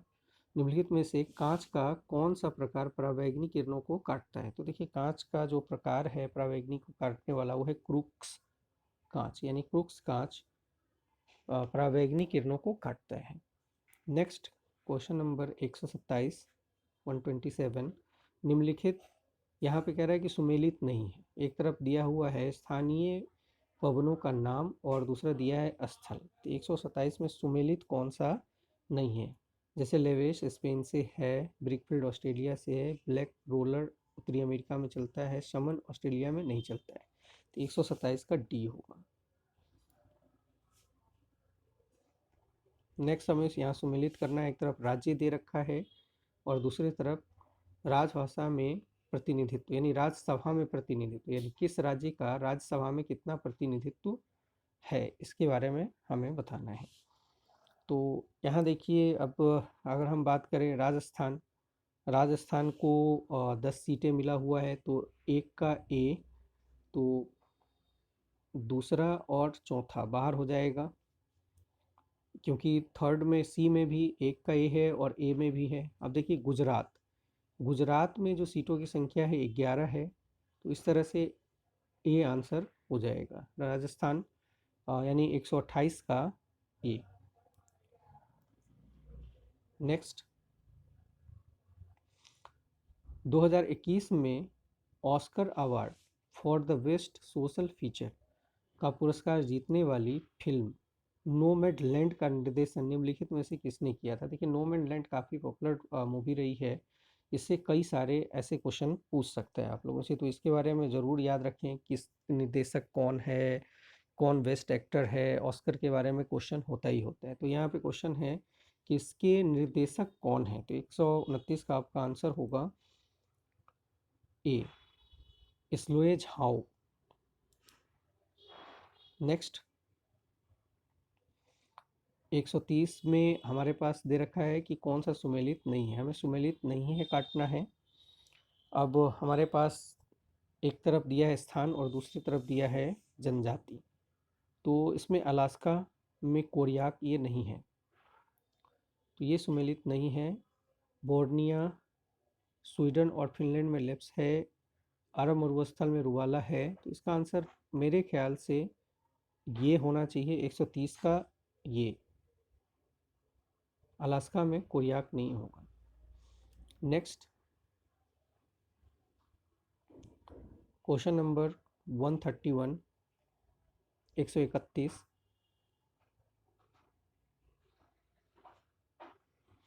पंचायती राज पर निम्नलिखित समितियों पर विचार कीजिए। इसमें पंचायती राज ऐसे क्वेश्चन पूछते हैं, कह रहा है कि और इसे कालक्रम के अनुसार हमें सजाना है कि सबसे पहले कौन सी समिति बनी थी और उसके बाद कौन सी समिति बन के आई थी। तो देखिए पंचायती राज में अगर हम बात करें तो सबसे पहले बी आर मेहता साहब की समिति बनी थी। तो तीसरा होगा, तो तीसरा कहाँ कहाँ है, ये दोनों को हटा दीजिए, बी और डी है, बी और डी में से हम देखते हैं। इसके बाद अगर हम देखें तो इसके बाद आपको पता होना चाहिए कि जब बलवंत राय मेहता के बाद अशोक मेहता समिति बनी थी, तो 2 के बाद 1 होगा, 2 के बाद ए बी में आ रहे हैं, इस तरह से आंसर बी होगा। बलवंत राय मेहता के बाद जीवी के राव समिति बनी थी, उसके बाद सिंधवी समिति सबसे लास्ट में बनी थी और सिंधवी समिति ने ही इसे संवैधानिक दर्जा देने की बात करी थी, तो ये भी याद रखें आप लोग। नेक्स्ट 132, 132 का रिलेशन सीधा सीधा यूपी से है। देखिए क्वेश्चन है, उत्तर प्रदेश राज्य लोक सेवा आयोग के कार्यों का विस्तार किया जा सकता है, तो ये इसका विस्तार कौन करेगा। तो उत्तर प्रदेश के विधानमंडल द्वारा लोक सेवा आयोग के कार्यों का विस्तार किया जा सकता है। और अगर जैसे इसमें कुछ जैसे अगर हम देखें कि राज्य में अगर हम प्रमुख अधिकारी जैसे खास करके जो भारतीय अखिल भारतीय सेवा के बारे में जब हो, तो उसके लिए राज्यसभा जिससे उसका प्रतिवेदन देना होता है। यहाँ क्वेश्चन है 133, नीचे 2 कथन दिए गए हैं, फिर यहाँ पे कथन और कारण है, दोनों को हमें देखना है। 133 का जो क्वेश्चन है, सबसे पहले दिया है कि तीस्ता नदी पहले गंगा की सहायक नदी थी, आजकल ब्रह्मपुत्रा की सहायक नदी नहीं है, ऐसा नहीं है, तो एक गलत है। नदी अपहरण हिमालय की नदियों का एक प्रमुख गुण है, हाँ नदी अपहरण ये सही है। तो 133 का ये गलत है, किंतु आर सही है, 133 का डी होगा आंसर। नेक्स्ट 134, 134, भारत के वित्त आयोग का प्राथमिक कर्तव्य है। तो वित्त आयोग का सबसे बड़ा काम क्या है, संघ और राज्य के मध्य राजस्व का वितरण हेतु सिफारिश करना। ये हम लोग याद रखते हैं, बराबर रखते हैं कि वित्त आयोग के कौन सा कार्य है, वित्त आयोग किस संविधान के अनुच्छेद के तहत आता है, तो ये सब याद रखें। नेक्स्ट क्वेश्चन नंबर 35, 135,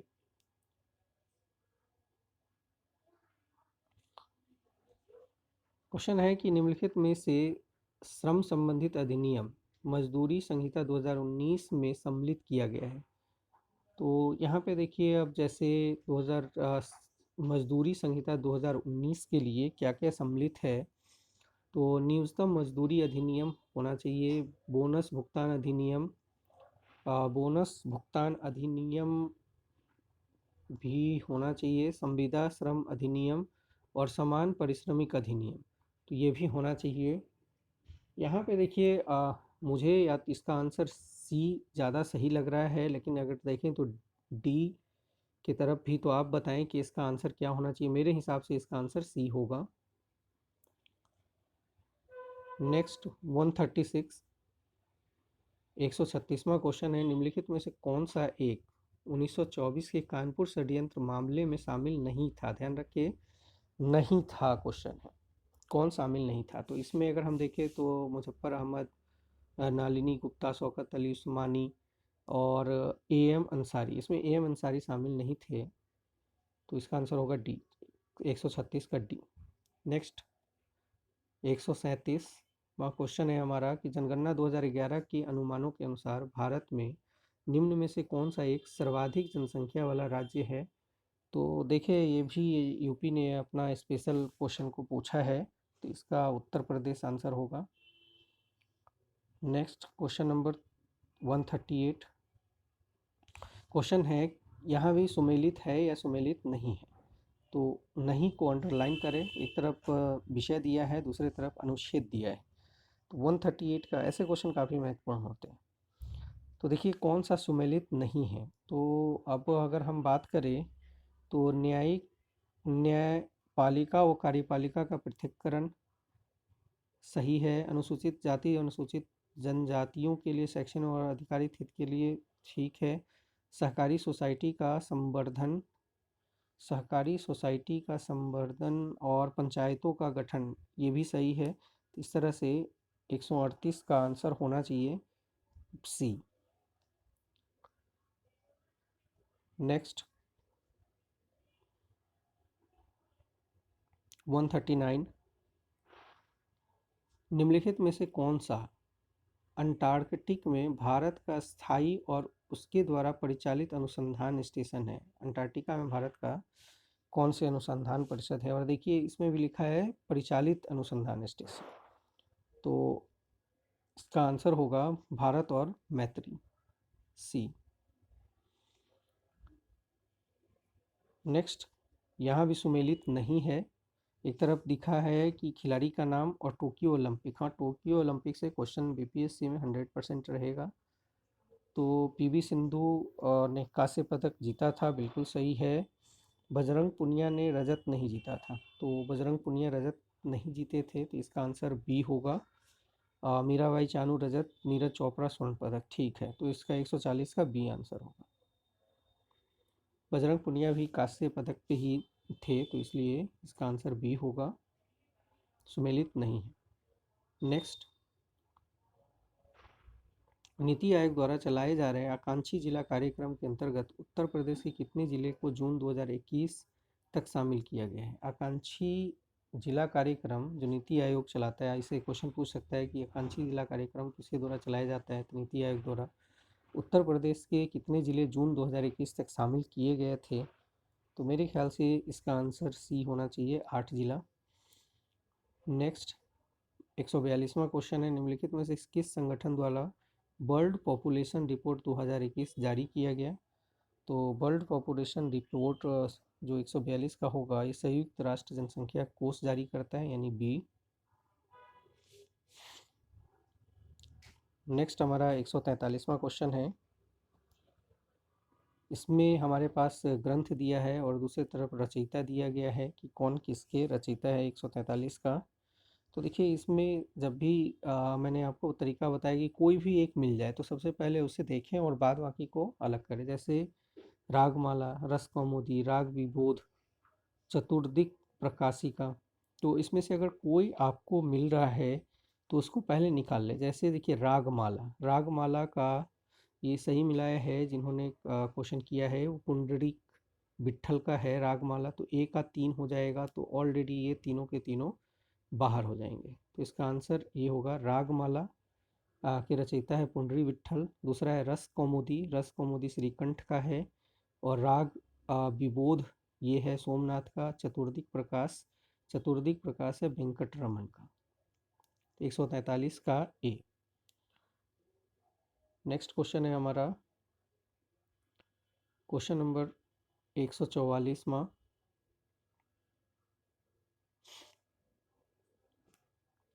निम्नलिखित भारत के राष्ट्रपति के विशेष अभिभाषण के संदर्भ में निम्नलिखित में से कौन से कथन सही है। ध्यान रखें, यहाँ सही क्वेश्चन पूछा है कि कौन सा सही है। तो देखिए राष्ट्रपति लोकसभा के साधारण निर्वाचन के पश्चात प्रथम सत्र और प्रत्येक वर्ष के प्रथम सत्र के आरंभ में संसद के दोनों सदनों की संयुक्त बैठक की संबोधित करता है। बिल्कुल सही स्टेटमेंट है। तो पहला सही है, राष्ट्रपति अपने अभिभाषण में संसद को उसके आह्वान के कारणों के विषय में सूचित करता है। तो देखिए 143 में ये सही नहीं बैठ रहा है 144 का। तो मेरे ख्याल से देखिए राष्ट्रपति अपने अभिभाषण में संसद को उसके आह्वान के कारणों के विषय में सूचित करता है। हाँ, आह्वान के बारे में सूचित करता है। तो 144 का आंसर सी होना चाहिए, दोनों सही होना चाहिए। नेक्स्ट 145, निम्न में से किस संगठन द्वारा कोविड-19 के पश्चात निम्न से किस संगठन द्वारा कोविड-19 के पश्चात दौर में वैश्विक अर्थव्यवस्था के उत्पादन हेतु द ग्रेट रीसेट प्रयास को प्रारंभ किया गया है? ग्रेट रीसेट किसने शुरू किया है? बहुत महत्वपूर्ण क्वेश्चन है, ध्यान रखें। तो ग्रेट रीसेट की जो शुरुआत किया गया है, ये शुरू किया है विश्व आर्थिक मंच के द्वारा। इसका आंसर होगा ए, विश्व आर्थिक मंच। 145 का। नेक्स्ट, लौंग निम्नलिखित में से किसका निरूपण है? बहुत आसान क्वेश्चन है। और लौंग फूल की कली होता है, तो इसका आंसर होगा सी, फूल की कली। नेक्स्ट 147, शीर्षक मुद्रास्फीति टोकरी में सभी वस्तुओं के मूल्य में परिवर्तन को संदर्भित करती है। यानी जो शीर्षक मुद्रास्फीति के बारे में है, यहाँ क्वेश्चन है कि शीर्षक मुद्रास्फीति का मापन किसके आधार पर किया जाता है? देखिए, शीर्षक मुद्रास्फीति का मापक थोक मूल्य सूचकांक पे होता है। इस तरह से इसका आंसर होगा ए, 147 का ए, थोक मूल्य सूचकांक। लास्ट है हमारा कुछ क्वेश्चन। नीचे दो कथन दिए गए, फिर यहाँ पे कथन और कारण है, देखना है कि दोनों सही है, व्याख्या करता है या नहीं करता है। 148 का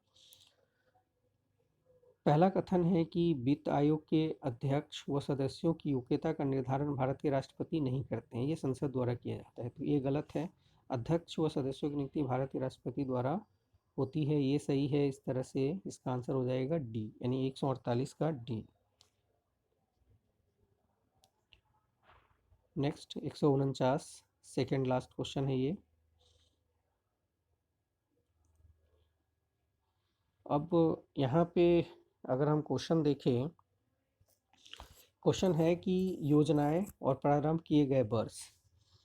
तो आम आदमी बीमा योजना, ये 149 का आम आदमी बीमा योजना का संबंध अगर देखें तो ये 2007 का इसका रिलेशन होगा। आम आदमी बीमा योजना 2007, यानी कि 1 का 3। तो 1 का 3 हमारे लिए जो यहाँ पे आंसर है 149 में 1 का 3 सी है। ये सारे हट जाएंगे, 3 आंसर हो जाएगा। अब यहाँ पे चेक कर लेते हैं कि पीएम आत्मनिर्भर स्वास्थ्य योजना, तो पीएम आत्मनिर्भर स्वास्थ्य योजना का संबंध 2021 से है। प्रधानमंत्री जन आरोग्य योजना, प्रधानमंत्री जन आरोग्य योजना 2018 से है, बिल्कुल सही है। और प्रधानमंत्री सुरक्षा बीमा योजना, देखिए प्रधानमंत्री सुरक्षा बीमा योजना यहाँ पे 2016 दे रखा है, हालांकि ये 2015-16 के बजट में था और इसका शुरुआत 2015 में ही हुआ था, 2015 में ही हुआ था। तो अब देखिए इस क्वेश्चन पे कुछ डाउट जाना चाहिए, लेकिन इस हिसाब से अगर देखें तो इसका सही आंसर सी होना चाहिए। लास्ट क्वेश्चन है हमारा, निम्नलिखित में से किसने कभी भी भारतीय राष्ट्रीय कांग्रेस की किसी भी अधिवेशन की अध्यक्षता नहीं की? तो 150 और ये हमारा लास्ट क्वेश्चन है और बड़ा आसान क्वेश्चन है। इसका आंसर होगा बाल गंगाधर तिलक। तिलक साहब ने कभी भी राष्ट्रीय कांग्रेस की अध्यक्षता नहीं की थी। तो इस तरह से ये क्वेश्चन थे। तो आप लोगों ने देखा कि क्वेश्चन किस तरह के टफ है, आसान है। एक मॉडरेट क्वेश्चन बना करके पूछा है, ना ज़्यादा टफ है ना ज़्यादा आसान है। कई सारे क्वेश्चन आप बहुत सरल तरीके से लेते हैं, ऐसे क्वेश्चन भी पूछे गए। तो जो मैं आप लोगों के लिए खास करके बीपीएससी प्री के लिए जो सेट ऑर्गेनाइज कर रहा हूँ, 9 सेट आप लोगों को मैं पढ़ा चुका हूँ, 10वां सेट भी जल्दी पढ़ा दूंगा। तो उसमें भी क्वेश्चन कुछ इसी तरह के मॉडरेट क्वेश्चन होते हैं। आप ज़रूर एक बार ध्यान से देखें अगर बीपीएससी की तैयारी कर रहे हैं तो। Thank you everybody, thank you watching for me. Video को शेयर ज़रूर करें क्योंकि इससे दूसरे को भी लाभ मिलेगा। और अगर चैनल सब्सक्राइब नहीं किया है तो चैनल को सब्सक्राइब ज़रूर कर लें। Thank you.